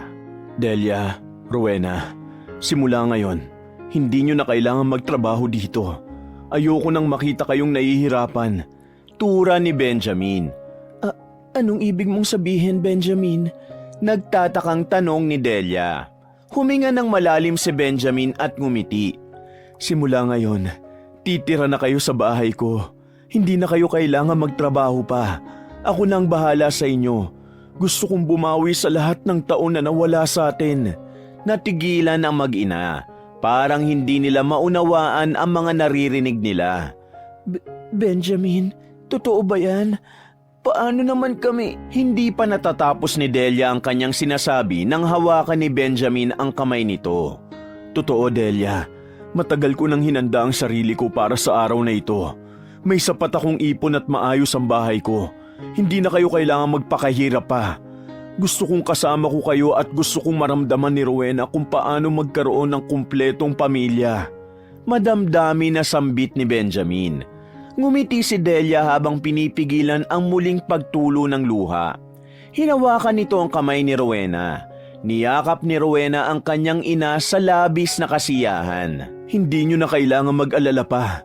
Dagdag ni Benjamin. Lahat ng kailangan nyo, ako nang bahala. Ang importante, magkakasama na tayo. Walang pagdadalawang isip na pumayag ang mag-ina. Sa wakas, natuldukan na ang lahat ng paghihirap at pasakit na kanilang naranasan sa bahay ni na Celestina at Margarita. Habang nag-uusap pa sila, pumasok si Margarita sa sala. Anong nangyayari dito? Bakit parang may reunion nagaganap? Tanong ni Margarita. Tumingin si Benjamin kay Margarita at ngumiti. Ako si Benjamin. Ako ang tatay ni Rowena. Narito ako para kunin ang mag-ina ko. Sagot nito. Hindi nakapagsalita si Margarita. Umurong ang dila nito habang nakatingin sa kanila. Sa mga sandaling yon, naramdaman ni na Rowena at Delia na sa wakas, makakalaya na sila mula sa paghihirap nila dahil kay Benjamin. Agad na nag-empake ng mga gamit at damit nila sina Rowena at Delia. Hindi nawala ang ngiti sa labi ni Rowena dahil sa wakas ay makakasama niya na ang kanyang ama. Matapos mag-empake ay lumabas na sila sa kanilang kwarto. Si Benjamin ay naghihintay sa kanila sa labas sa dalang sasakyan nito. Nakita nila sina Margarita at Celestina na magkatabing nakaupo sa sofa at malalim ang tingin sa kanilang mag-ina. Napahinto sina Rowena at Delia. Madam, aalis na po kami ni Rowena. Doon na kami titira sa bahay ng tatay niya. Pagpapaalam ni Delia. Mabuti naman kung ganon, mababawasan na ng tanga sa bahay ko. Tura ni Margarita. Salamat sa pagkakataong binigay niyo na nakapagtrabaho kami sa inyo. Tatanawin naming malaking utang na loob yun. Sabi pa ni Delia. Nay, wala tayong utang na loob sa kanila. Lahat ng perang binibigay nila sa atin, pinaghirapan natin. Singit ni Rowena. Nagtaas ng kilay si Celestina. Ang saya-saya nyo siguro dahil sa swerteng dumating sa buhay nyo. Pero sigurado ba kayong tatagal kayo ron? Hindi naman lahat ng lalaki seryoso sa mga pangako nila. For sure, ilang buwan lang at babalik na naman kayo sa pagiging labandera. Nang iinis na wika ni Celestina. Ayos lang, Celestina. Ang importante, hindi na kami magtitiis dito. Isang nakakalokong ngiti ang pinakawala ni Rowena. Aba, ang taas na ng tingin nyo sa sarili nyo ha. Lalo ka na, Rowena. Akala mo kung sinong nakapagtapos ng pag-aaral? Magnanakaw pa kayo ng nanay mo. Sigaw ni Margarita. Walang kaalam-alam si na Rowena sa biglang pagpasok ni Benjamin. Inakbayan nito si Rowena at diretsyong tumingin kina Margarita. Wala kayong karapatan na maliitin ang mag-ina ko. Sigurado ako na pinaglingkuran nila kayo na maayos. Pero hindi nyo sila tinrato ng tama. Kaya huwag kayo mag-alala. Hindi na nila kailanman mararanasan yun. Matapang nitong sabi. Bahala kayo sa buhay nyo. Sana mag-enjoy kayo sa bago nyong buhay. At huwag na kayong babalik dito kahit kailan. Umalis na nga kayo. Pagtataboy ni Margarita. Lumapit si Delia at tumingin ng diretso kay Margarita. Salamat sa lahat, Margarita. Kahit papano, natutunan namin ni Rowena kung paano maging matatag dahil sa mga naranasan namin dito. Sa kabila ng lahat ay nagawa pa ring ngumiti ni Delia sa dalawa. Kinuha na ni Benjamin ang mga bag nila at naglakad na sila palabas ng bahay. Nang makalabas na sila ng gate, ay napabuntong hininga si Rowena. Buti na lang, Nay. Tapos na ang lahat. Hindi ko na kailangan makita ang mga mukha nila. Aniya, hinawakan ni Benjamin ang balikat ni Rowena. Simula ngayon anak, hindi na kayo maghihirap. Pangako ko yan. Magkahawa kamay silang tatlo na lumapit sa dalang sasakyan ni Benjamin palayo sa bahay na minsang naging kulungan ng kanilang mga pangarap. Sa pagpasok ni Rowena sa sasakyan ay mas lalo niyang naramdaman ang isang panibagong buhay na puno ng pag-asa at pagmamahalan bilang isang pamilya. Ilang oras ang lumipas bago huminto ang sasakyan ni Benjamin sa harapan ng isang marangya at malaking bahay na merong 2 palapag. Sa harapan nun ay may malawak na hardin na punong-puno ng makukulay na bulaklak at may malaking tarangkahan na yari sa bakal. Ang bahay ay moderno at elegante. Tila isang mansyon na mas maganda pa kesa sa bahay ni na Margarita. Nang bumaba si na Rowena at Delia sa sasakyan, ay labis silang namangha sa kanilang nakita. Diyos ko, sobrang laki pala ng bahay mo, Benjamin. Bulalas ni Delia. Simula ngayon, hindi ko na lang ito bahay, kundi bahay niyo na rin. Nakangiting sambit ni Benjamin. Benjamin, hindi ko akalaing ganito nakalaki ang bahay niyo. Dati isang palapag pa lang ito, di ba? Ani Delia. Naging matagumpay kasi lalo ang family business namin, kaya naging ganito nakalaki ang bahay na ito. Matagal ko nang pinapangarap na makita kayong mag-ina. Nagsumikap ako para kapag nakita ko na kayo, ay sigurado ako na maibibigay ko ang nararapat na buhay para sa inyo. Puno ng sinseridad na wika ni Benjamin. Pinapasok sila ni Benjamin sa loob. Sa sala pa lang ay namangha na sina Rowena at Delia. Meron doong malaking sofa na gawa sa mamahaling materyales, chandelier na kumikinang at mga painting na nakasabit sa dingding. Ang kusina ay moderno at may mga gamit na hindi pa nila nakikita kailanman. Kayo na ang bahalang pumili na magiging kwarto niyo sa itaas, ha? Pwede kayong magtig-isa o kaya ay magkasama. Pwede rin naman na solo sa kwarto si Rowena tapos Delia, magkasama tayo sa kwarto. Napangiti si Benjamin sa sinabi nito. Ano ka ba, Benjamin? Hindi ka pa rin nagbabago. Pilyo ka pa rin. Nahihiyang sabi ni Delia. Hala, si nanay, kinikilig. Tukso ni Rowena. Tumigil ka ngang bata ka. Siguro, magkasama na lang muna kami ni Rowena sa iisang kwarto. Hindi kasi kami sanay na magkahiwalay ng silid tulugan eh. Tura ni Delia. Nang umakyat sila, nakita ni Rowena ang silid na malaki at napakaganda. May malaking kama, malambot ang mga unan at isang malaking bintana kung saan tanaw ang hardin. Napaupo siya sa kama at napaluha. Nay, parang panaginip lang po ito. Sabi ni Rowena habang hawak ang kamay ng ina. Anak, totoo na ito. Simula ngayon, wala na tayong dapat na ipag-alala. Sagot ni Delia na hindi rin mapigilang mapaluha. Maya-maya ay pumasok si Benjamin at tumabi kay Rowena. Delia, Rowena, nangangako ako na simula ngayon, hindi na kayo maghihirap. Gagawin ko ang lahat para maibigay ang buhay na nararapat sa inyo. Ang lahat ng ito ay para sa inyong dalawa. Naluluhang sambit ni Benjamin. Benjamin, salamat. Hindi ko alam kung paano ako magpapasalamat dahil sa lahat ng ito. Tura ni Delia. Hindi nyo kailangan magpasalamat sa akin. Ang importante, magsimula tayo bilang isang pamilya. Hindi ko nahahayaang mawalay ulit kayo sa akin. Tugon naman ni Benjamin. Sa mga sumunod na araw, unti-unting nasanay sina Rowena at Delia sa maginhawang buhay nila sa piling ni Benjamin. Hindi na nila kailangan magtrabaho ng mabigat. May mga kasambahay na gumagawa ng gawaing bahay. At nagkaroon ng pagkakataon si Rowena na mag-aral muli. Sa wakas, Naranasan ni Rowena at Delia ang ginhawa at kaligayahan na noon ay tila pangarap lamang. Ang kanilang bagong tahanan ay naging simbolo ng panibagong buhay. Isang buhay na puno ng pag-asa at pagmamahalan bilang isang buong pamilya. Makalipas ang ilang buwan, lubos na nagbago ang buhay ni Rowena at Delia. Mula sa simpleng pamumuhay ay nakaranas na sila ng mga bagay na dati ay hindi man lang nila pinangarap dahil alam nilang hindi naman nila mararanasan. Ngunit sadyang mabuti ang Diyos dahil hindi sila pinabayaan. Hindi akalain ni Rowena na bukod sa nakaahon na sila sa kahirapan, ay kasama pa niya ang kanyang ama na mula pagkasilang ay hindi man lang niya nakasama. Isang araw, nasa isang malaking mall sina Rowena at Delia kasama si Benjamin. Si Rowena ay masayang namimili ng mga damit sa isang mamahaling butik habang si Delia ay tumitingin ng mga sapatos. Nay, tingnan mo ito oh. Ang ganda ng kulay. Parang bagay ito sa akin. Sabi ni Rowena habang hawak ang isang peach-colored na dress. Anak, maganda nga. Isukat mo nga para makita natin kung bagay talaga sa'yo. Sagot ni Delia na may ngiti sa labi. Agad na tinignan ni Rowena ang presyo at napangiwi siya. Ang mahal pala, Nay. 3 sako na ng bigas ang presyo ng damit na ito ah.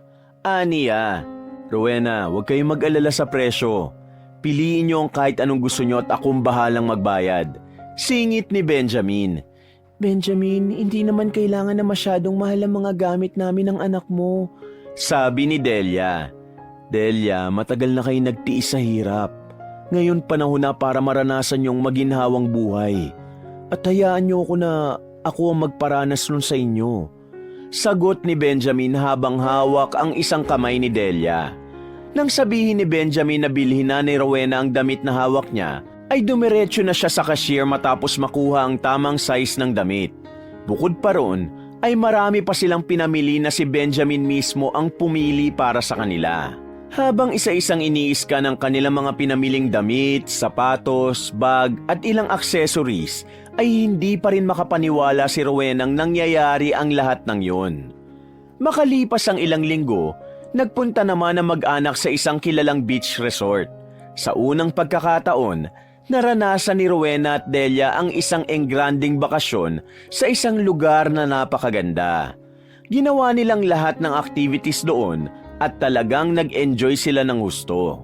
Bukod sa shopping at bakasyon, nagawa rin nilang magpunta sa iba't ibang lugar.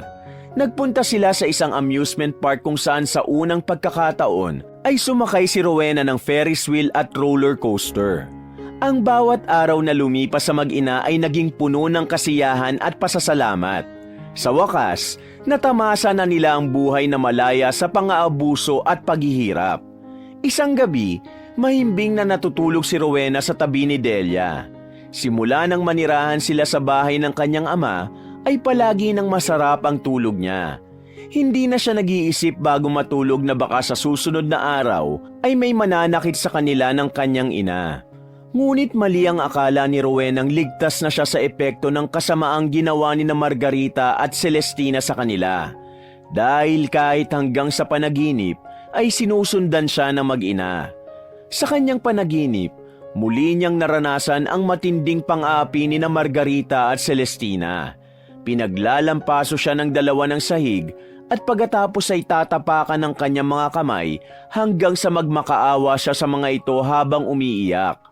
Pagkatapos ay paulit-ulit siyang sasampalin ni Celestina habang si Margarita naman ay walang tigil ang bibig sa pangiinsulto sa kanya at sa nanay niya. Nagulat si Rowena nang bigla siyang magising mula sa panaginip na yon. Napaupo siya sa kama, pawisan siya at bahagyang humihingal. Hindi niya namalayang tumutulo na pala ang luha niya.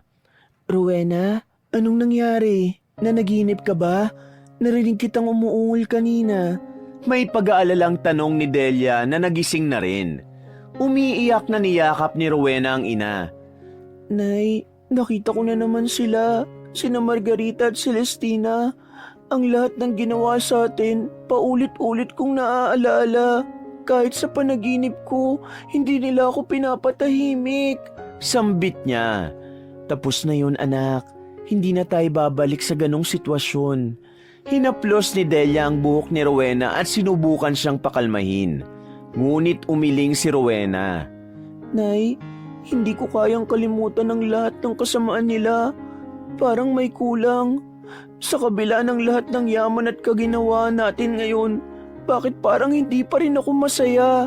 Tanong ni Rowena. Anak, baka dahil may galit ka pa rin sa puso mo.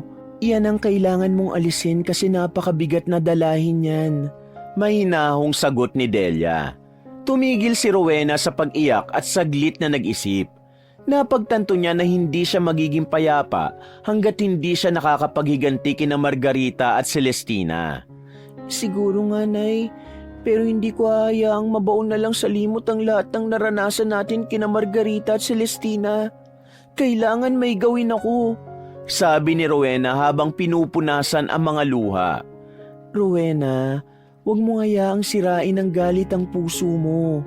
Mas maganda kung patawarin mo na lang sila. Paalala ni Delia. Ngunit sa kabila ng mga salita na yun ni Delia, ay may galit pa rin sa puso si Rowena. Mariin niyang naikuyom ang kanyang kamao at nangako siya sa sarili na kapag nakakita siya ng pagkakataon na gumanti, ay gaganti siya sa mag-inang nagpahirap sa kanila ng kanyang nanay. Nang sumunod na araw, nakahiga si Rowena sa malambot niyang kama at hawak ang kanyang cellphone. Nagbabrowse siya sa social media.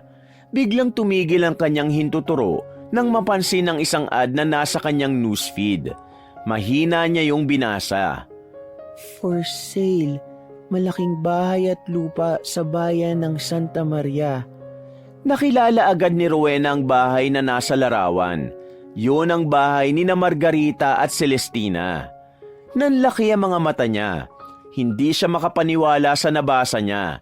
Agad niyang binuksan ang link ng post at inisa-isang basahin ang detalye. Nasa caption na kailangan maibenta agad ang bahay dahil sa pangangailangang medikal. Sumikip ang dibdib ni Rowena. Hindi niya maipaliwanag ang nararamdaman niya. Naglaho ang pagkagulat at tuwa sa kanya. Tila isa yung pahiwatig na yun na ang pagkakataon niya para makapaghiganti. Hindi nag-aksaya ng oras si Rowena. Agad niyang sinimulan ang pag-stalk sa social media account ni Celestina. Nakita niya sa account ni Celestina na ibinebenta na nito ang mga mamahalin nitong damit, sapatos at mga alahas. Nalaman niya rin sa isang post ni Celestina na merong malubhang sakit si Margarita at kailangan nitong maoperahan agad. Natigilan si Rowena. Sa isang mahabang post ni Celestina ay nabanggit nito ang sakit ni Margarita. Isang komplikadong kondisyon sa atay na nangangailangan ng agarang operasyon. Nakatitig si Rowena sa screen ng kanyang cellphone. Maya-maya ay unti-unting sumilay ang isang ngiti sa kanyang labi. Ito na ang pagkakataon ko para iparanas sa kanilang naranasan namin ni Nanay. Bulong ni Rowena sa sarili. Iniisip niya ang lahat ng masasakit na ginawa ni na Margarita at Celestina sa kanila noon. Ang pangaalipusta, ang pagtapak sa dignidad nila at ang tila walang hanggang pang-aapi. Niyakap si Rowena ng ideya na maaaring siya na ang magkontrol sa kapalaran ni na Margarita at Celestina. Maya-maya ay binitiwan niya ang cellphone. Tumayo siya at naglakad palapit sa bintana at tumanaw sa malayo. Ito na ang simula ng pagbagsak nila at ako ang gagawa ng paraan para mangyari yun. Galit na bulong ni Rowena. Agad na kumilos si Rowena nang hindi yun ipinaalam sa kanyang ina. Alam niyang pipigilan siya ni Delia sa mga plano niya, kaya nagpasya siyang ilihim ang plano niyang paghihiganti. Isang umaga, nasa isang coffee shop si Rowena. Nakaupo siya sa isang sulok habang kausap ang isang lalaking nasa edad 40.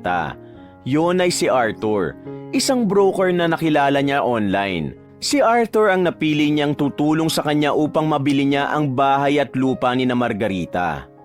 Arthur, ikaw nang bahala rito. Kailangan ko ng taong bibili ng bahay nila. Siguraduhin mong hindi sila magkakaroon ng ideya na ako ang nasa likod nito. Seryosong tura ni Rowena. Walang problema, Ma'am Rowena. Maayos natin to. Sigurado ako na magiging madali lang ang lahat lalo na't desperado silang maibenta agad ang bahay at lupa nila. Sambit ni Arthur. Mabuti kung ganun. Ang gusto ko, Kapag nailipat na sa pangalan ko ang titulo, ay sabihin mo kay Margarita na maaaring doon na muna sila manirahan. Sabihin mo na hindi pa naman kailangan ng bumili ang bahay na yon. Wika ni Rowena. Mabilis na nagkasundo sina Rowena at Arthur at ilang linggo lamang ang lumipas na ayos ni Arthur ang pagbili ng bahay ni na Margarita at Celestina. Agad nitong ipinaalam kay Rowena ang matagumpay na ang transaksyon. Labis na natuwa si Rowena sa sinabi ni Arthur dahil alam niyang sa oras na yon ay nalalapit na niyang makaharap muli ang mag-inang nagdala ng impyerno sa buhay nila ng kanyang ina. Makalipas ang ilang buwan, ay nagpunta na si Rowena sa bahay ni na Margarita na nasa pangalan niya na. Tahimik siyang nakatingin sa bahay mula sa loob ng kanyang sasakyan. Napansin niya na tuluyan ang napabayaan ng bahay na yon. Ang dating malinis at makintab na gate ay may bahid na ng kalawang at ang hardin ay puno na ng tuyong mga halaman. Sa loob ng 3 buwang paghihintay, siniguro niyang hindi maghihinala sina Margarita at Celestina kung sino ang tunay na nakabili ng bahay at lupa ng mga ito. Bumaba na si Rowena mula sa kanyang sasakyan.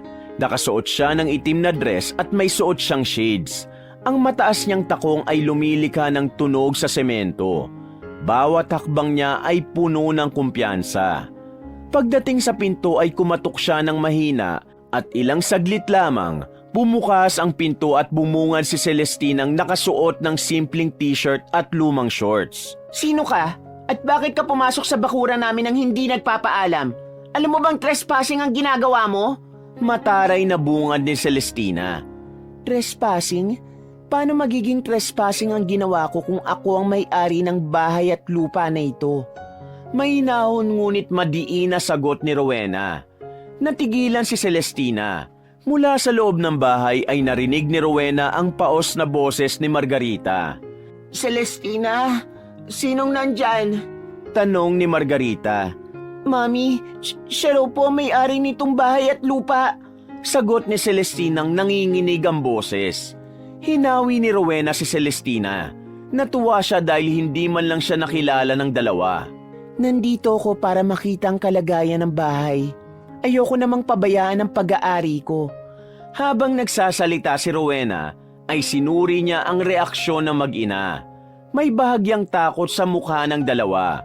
Maya-maya ay lumapit si Margarita kay Rowena at tinitigan siya nito ng mabuti. Sandali, parang kilala kita. Ikaw ba si... Hindi nagawang tapusin ni Margarita ang sasabihin dahil inunahan na ito ng pagkagimbal. Ngumiti si Rowena at inalis ang suot niyang shades. Tama ka, Margarita. Ako nga, si Rowena. Na-surprise ba kayo? Aniya. Rowena? Hindi makapaniwalang sambit ni Margarita habang nanlalaki ang mga mata. Oo, ako nga. Ang dating aliping minamaliit nyo. Ngayon, ako nang may-ari ng bahay na ito na dati ay sa inyo. Nagmamalaking wika ni Rowena. Nanatiling nakatayo si Rowena sa harap ng dalawa habang nag-e-enjoy siyang panoorin ang reaksyon ng mga ito. Hindi makatingin ng diretso si Margarita sa kanya habang si Celestina ay mataliman tingin. Tahimik na ginala ni Rowena ang paningin sa paligid. Ang maruming kurtina, ang sirang sofa at ang kakaibang amoy ng buong bahay, lahat ng yon ay patunay ng pagbagsak ng mag-ina. Pinabayaan nyo na ang bahay na ito? O wala na kayong pera para ma-maintain ito? Huwag kayong mag-alala. Ibabalik ko sa dati ang bahay na ito at mas pagagandahin ko pa. Sabi ni Rowena. Hindi makapagsalita sina Margarita at Celestina. Nakita ni Rowena ang bahagyang pagyuko ni Margarita na parang tinanggap na nito ang pagkatalo. Para kay Rowena ay hindi sapat ang tagpong yon upang makaramdam siya ng tagumpay sa kanyang paghihiganti. Hindi ako naniniwalang ikaw ang nakabili ng bahay at lupa namin. Galit na sabi ni Celestina. Patunay ba ang gusto mo? Ito ang patunay. Inabot ni Rowena kay Celestina ang isang envelope kung saan nakalagay ang titulo ng lupa at patunay na sa kanya na yon nakapangalan. Nang makita yun ni Margarita ay nangilid ang luha nito. Totoo nga. Ikaw na nga ang may-ari ng bahay at lupa namin. Hindi makapaniwalang wika nito. Tama ka na naman, Margarita. Kaya ngayon, kayo na ang walang karapatan sa bahay na ito. Mabuti pa, magsimula na kayong mag-empake dahil kailangan nyo nang umalis. Matapang natura ni Rowena. Anong karapatan mo na paalisin kami dito? Hindi mo pwedeng gawin sa amin to! Sigaw ni Celestina na tila hindi matanggap ang nangyayari. Napailing si Rowena at tumingin kay Celestina ng diretsyo. Celestina, ang papel na hawak ng nanay mo ang nagsasabi kung sino na ang may-ari ng bahay at lupa na ito. At pangalan ko ang nakalagay dyan. Kaya akin na ang lahat ng nandito. Kaya bago pa ako tumawag ng mga pulis, umalis na kayo. Pagpapalayas ni Rowena sa mag-ina. Hindi kumibo si Margarita. Tahimik itong nakatitig sa papeles. Maya-maya ay dahan-dahan itong lumapit kay Rowena. Rowena, alam kong marami kaming nagawang mali sa inyo noon. Pero maawa ka sa amin. Wala kaming mapupuntahan. Pakiusap, wag mo kaming paalisin. Naluluhang samo ni Margarita. Nagtaas ng isang kilay si Rowena. Pinagmamasdan niya si Margarita na kulang na lang ay lumuhod sa harapan niya. Sa likod ng kanyang isip, dama niya ang matamis na tagumpay ng kanyang paghihiganti. Hanggang isang ideya ang biglang pumasok sa isip ni Rowena. May paraan naman para manatili kayo rito. Sabi niya sa mapanuksong tono. Ano yun? Sabihin mo at gagawin namin. Puno ng pag-asa na tanong ni Margarita. Pwede kayong manatili rito bilang mga kasambahay ko. Simula ngayon, dito na ako titira at kayo ang magiging tagalinis, tagaluto, tagapagsilbi ko at higit sa lahat, tagapaglaba. Deklara ni Rowena. Hindi pwede mangyari yan. Hindi kami magiging alipin mo. Galit na sigaw ni Celestina. Tumahimik ka, Celestina. Wala na tayong iba magagawa kundi pumayag sa gusto ni Rowena. Ang perang meron tayo ngayon ay sapat na lang para sa pagpapa-opera ko. Singhal ni Margarita sa anak. Pero Mami! Hindi na natapos ni Celestina ang sasabihin nang tapunan nito ng matalim na tingin ni Margarita. Muling lumingon si Margarita kay Rowena. Tinatanggap namin ang kondisyon mo. Magtatrabaho kami dito bilang mga kasambahay mo. Sambit nito. Mabuti naman kung ganon. Simula bukas, aasahan kong maayos ang bawat sulok ng bahay. At huwag kayong mag-alala, magiging mabait naman akong amo kung susundin niyo ang gusto ko. May himig na pananakot na wika ni Rowena. Hindi na kumibo si Margarita. Napatungo ito habang humihigpi. Si Celestina naman ay padabog na naupo. Halatang tutol ito sa desisyon ni Margarita ngunit wala itong magawa. Simula noon ay madalas nang nagpupunta sa bahay na yun si Rowena upang pahirapan at gawing impyerno ang buhay ni na Margarita at Celestina. Nais niyang maramdaman ng dalawa ang naramdaman noon nila ng nanay niya nung ang mga ito pa ang nasa itaas. Isang umaga, nakaupo sa sofa sa malawak na sala ng bahay si Rowena habang umiinom ng kape. Relax na relax siya habang nagbabasa ng magazine. Ngunit bigla siyang nakaramdam ng pagkainip kaya nagtungo siya sa likod ng bahay kung saan naroon sina Margarita at Celestina na abala sa paglalaba. Kahit hindi pa marumi ang mga bedsheet at kurtina sa lahat ng kwarto sa itaas, ay pinalaba na agad niya ang mga yun sa dalawa. Siguraduhin niyo malinis ang mga yan ha. Kapag hindi maayos ang laban niyo, ipapaulit ko yan sa inyo. Bulyaw ni Rowena sa mag-ina. Anong trip mo, Rowena? Malinis pa nga mga to pero pinalaba mo na agad sa amin. Talaga bang sinasadya mong pahirapan kami ni Mami? Inis na tanong ni Celestina. Ano pa nga ba? Kaya nga kayo nandito para ma-experience nyo ang naranasan namin ni nanay noon sa inyo. Ani Rowena sabay tawa. Rowena, kung ano man ang nagawa namin sa inyo ni Delia, sana'y mapatawad mo na kami. Mahinang sabi ni Margarita. Patawad? Matapos ng pagpapahirap nyo sa amin? Naalala nyo pa ba mga ginawa nyo sa amin ni nanay? O baka gusto nyong isa-isahin ko pa? Ngayon, ibinabalik ko lang sa inyo ang lahat ng yon. At alam nyo ba, ang sarap pala sa pakiramdam na nakakaganti na ako sa inyo. Isang mataray ng ngiti ang pinakawala ni Rowena. Alam mo, ayoko na. Mami, umalis na tayo rito. Galit na singhal ni Celestina. Eh di umalis kayo, wala akong pakialam. Pero kung aalis kayo, saan kayo pupunta? May pera ba kayo? Huwag na kayong magpanggap, Celestina. Alam kong wala kayong magagawa kundi sundin ako. Kaya kung ako sa inyo, tapusin nyo na lang ang trabaho nyo bago ko tuluyang magalit sa inyo. Matalim na sabi ni Rowena.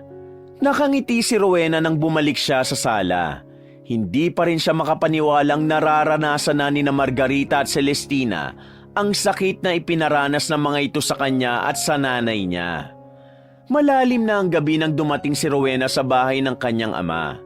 Tahimik ang buong kabahayan. Sa pagbukas niya ng main door, ay naabutan niya si Deliang nakaupo sa sofa habang nanonood ng TV. Agad nitong pinatay ang telebisyon nang makita siya.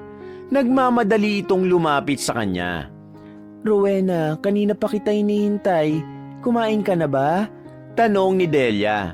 Kumain na po ako sa labas. Pasensya na po, may inaayos lang ako nitong mga nakaraang araw. Tugon ni Rowena. Iniwas niya ang tingin niya kay Delia dahil baka maramdaman nito na hindi siya nagsasabi ng totoo. Madalas kang wala nitong mga nakaraang linggo ah. May itinatago ka ba anak? Ano ba talaga ang ginagawa mo? May himig na pag-aalalang tanong ni Delia. Ano naman po ang itatago ko sa inyo? Ang totoo po niyan, meron akong pinapatayong bahay. Para naman po meron akong sariling bahay. Pagsisinungaling ni Rowena. Talaga? Saan ka nagpapatayo ng bahay? Baka pwedeng makita ko naman anak. Sabi ni Delia. Saka na lang po kapag tapos na. Tanggi ni Rowena. Ewan ko pero parang kakaiba ka nitong mga nakaraang araw anak. Hindi lang ako sanay na palagi kang wala rito. Malungkot na wika ni Delia. Huwag po kayong mag-alala, okay lang po ako. Sige po, aakyat na po ako sa kwarto natin. Si tatay po pala. Ani Rowena. Ayun, inantok na sa paghihintay sa'yo kaya natulog na. Bukas mo na lang siya kausapin sa almusal. Mauna ka na sa kwarto natin at susunod na rin ako mamaya. Wika ni Delia. Tahimik na tumango si Rowena at umakyat na siya sa kwarto nila. Pagpasok niya ay sinarado niya ang pinto.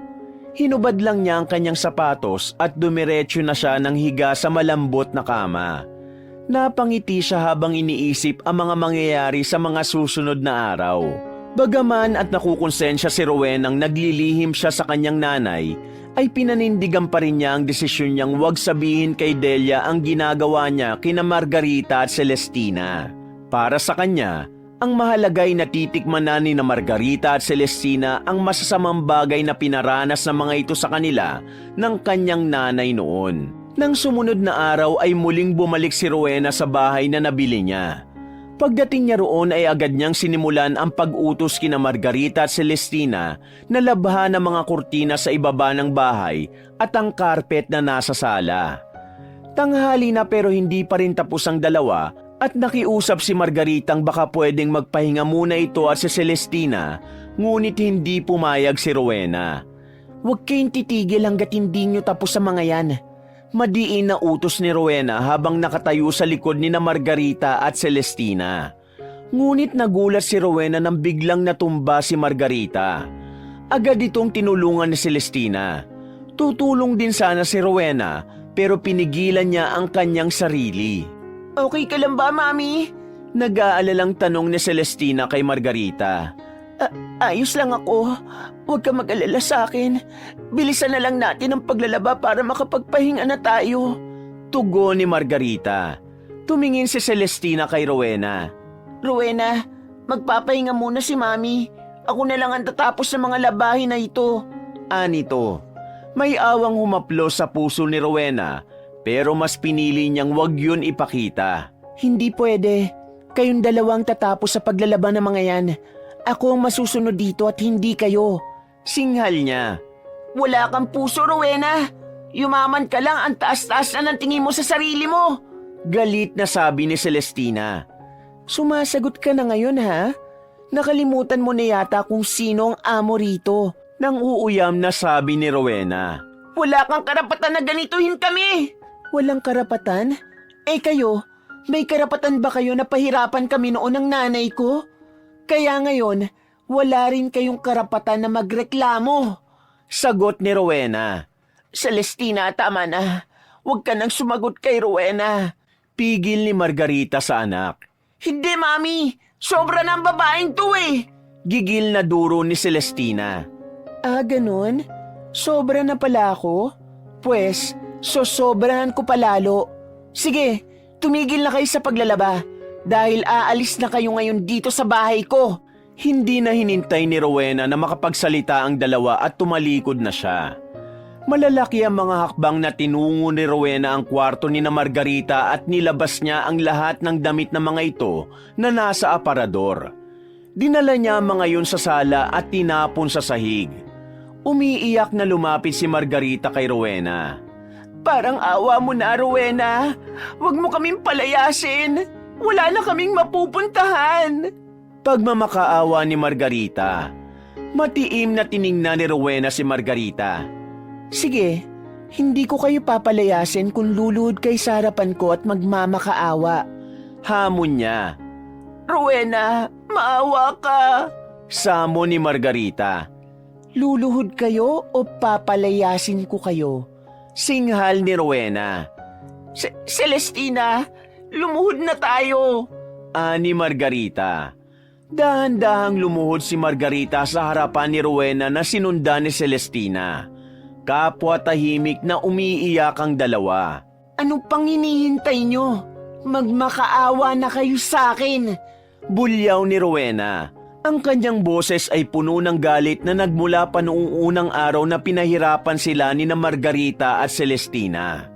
Bago pa man makapagsalita si na Margarita, ay nagulat silang lahat sa biglang pagdating ni Delia.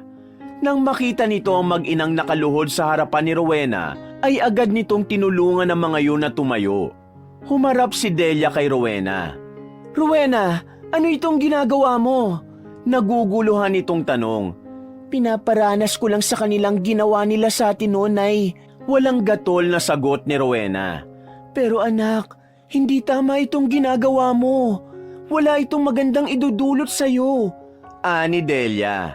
Matagal ko nang gustong gumanti sa kanila. Kailangan nilang maranasan kung gaano kasakit ang ginawa nila sa atin. Giit ni Rowena. Habang si Rowena at Delia ay nag-uusap ay sinamsam ni Celestina ang damit ng mga ito na nagkalat sa sahig. Walang sabi na umalis na ito at si Margarita sa bahay na yon hanggang sa mawala na ang dalawa sa paningin ni Rowena. Tama ang kutob ko. May itinatago ka nga. Kaya sinundan kita kung saan ka ba talaga nagpupunta. Malungkot na sabi ni Delia. Hindi na nagsalita pa si Rowena. Alam niya na yun na ang pagtatapos ng paghihiganti. Natapos man yun ng mabilis. Naniwala siyang sapat na yun upang makawala na siya sa mapait na sinapit nila sa kamay ni na Margarita at Celestina. Makalipas ang ilang araw, kahit nakaganti na si Rowena kina Margarita, ay hindi pa rin siya lubusang masaya. Mabigat pa rin ang dibdib niya. Isang umaga, habang nasa veranda si Rowena ay lumapit si Delia sa kanya. Anak, napapansin ko na palagi kang malungkot. Ano na naman bang nangyayari sa'yo? May pag-aalalang tanong ni Delia. Isang malalim na paghinga ang pinakawala ni Rowena. Hindi ko alam, Nay. Pero kahit na nakapaghiganti na ako, parang may kulang pa rin. Halos pabulong na sagot niya. Alam mo anak, hindi ang paghihiganti ang magpapagaan ng pakiramdam mo. Paghihiganti lang ang magpapalubog sa'yo sa mas malalim na lungkot at sakit. Ang pagpapatawad anak, yan ang magpapalaya sa'yo. Hindi lang sa kanila, kundi sa sarili mo. Payo ni Delia. Tahimik na nakatingin si Rowena kay Delia. Ngunit ang mga salitang yon ay pumasok sa kanyang isipan at nag-iwan ng tusok sa kanyang puso. Nag-isip si Rowena ng matagal bago nagsalita. Pero paano ko po sila patatawarin? Paano ko patatawarin ang lahat ng ginawa nila sa atin? Naluluha niyang tanong. Ang pagpapatawad ay hindi para sa kanila, anak. Para yun sa'yo. Kung patuloy mong dala ang galit dyan sa puso mo, hindi ka makakakita ng kapayapaan. Sagot ni Delia. Sa sinabing yun ni Delia, napagtanto ni Rowena na ang sugat sa kanyang puso ay hindi gumagaling dahil sa galit na naroon. Agad na kumilos si Rowena upang hanapin sina Margarita at Celestina. Nagtagumpay naman siya at nalaman niyang nakatira mag-ina sa isang maliit na apartment. Nagtungo roon si Rowena nang walang pagdadalawang isip. Pagdating niya sa maliit na apartment na mag-ina, ay tumigil siya sandali sa harap ng pintuan. Nag-ipon muna siya ng lakas ng loob bago kumatok. Si Celestina ang nagbukas ng pinto. Rowena, anong ginagawa mo rito? Umalis ka na! Gulat nitong bulalas. Celestina, hindi ako narito para makipag-away. Mahinahong sabi ni Rowena. Kung ganon, anong ginagawa mo rito? Tanong ni Celestina. Sa pagkakataon na yun ay lumapit na sa kanila si Margarita. Narito ako upang humingi ng tawad sa lahat ng pagmamalupit na nagawa ko sa inyong dalawa. Tugon ni Rowena habang naluluha. Ngunit si Margarita ay kinuha ang isang kamay ni Rowena. Wala kang dapat na ihingi ng tawad, Rowena. Kami ng anak ko ang dapat gumawa niyan. Kaya humihingi kami ng tawad sa iyo at sa nanay mo. Masyado kaming naging mataas noon at nakalimutan na namin na magpakatao. Kami ang dahilan ng galit na meron dyan sa puso mo. Tura nito. Sa sinabing yun ni Margarita ay tuluyan ng napaiyak si Rowena. Pinapatawad ko na kayo ni Celestina. Sa wakas ay nasabi na rin ni Rowena ang mga salitang yon. Hindi na napigilan ni Rowena ang yakapin sina Margarita at Celestina. Nagkaiyakan silang tatlo habang patuloy na humihingi ng tawad sa isa't isa. Sa sandaling yon ay naramdaman ni Rowena ang hindi maipaliwanag na ginhawa. Tila ba ang bigat na matagal niyang pinasan ay nawala sa isang saglit. Napagtanto ni Rowena na ang pagkamit sa kasiyahan at kapayapaan ng isip ay hindi makukuha sa paghihiganti kundi sa pagpapatawad sa nagkasala sa kanya at sa kanyang sarili. Makalipas ang ilang linggo, nagsimula ng magbago ang buhay ni Rowena. Hindi na siya ang dating Rowena na puno ng galit at paghihiganti. Natutunan niya na ang pagpapatawad ay hindi nangangahulugang kakalimutan na niya ang lahat ng sakit na dulot ng nakaraan.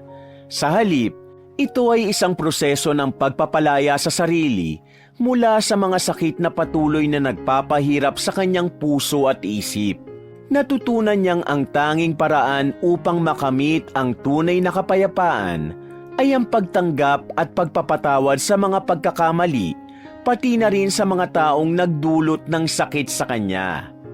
Ang pagpapatawad para kay Rowena ay naging isang hakbang tungo sa mas magaan at mas masayang buhay. Wakas!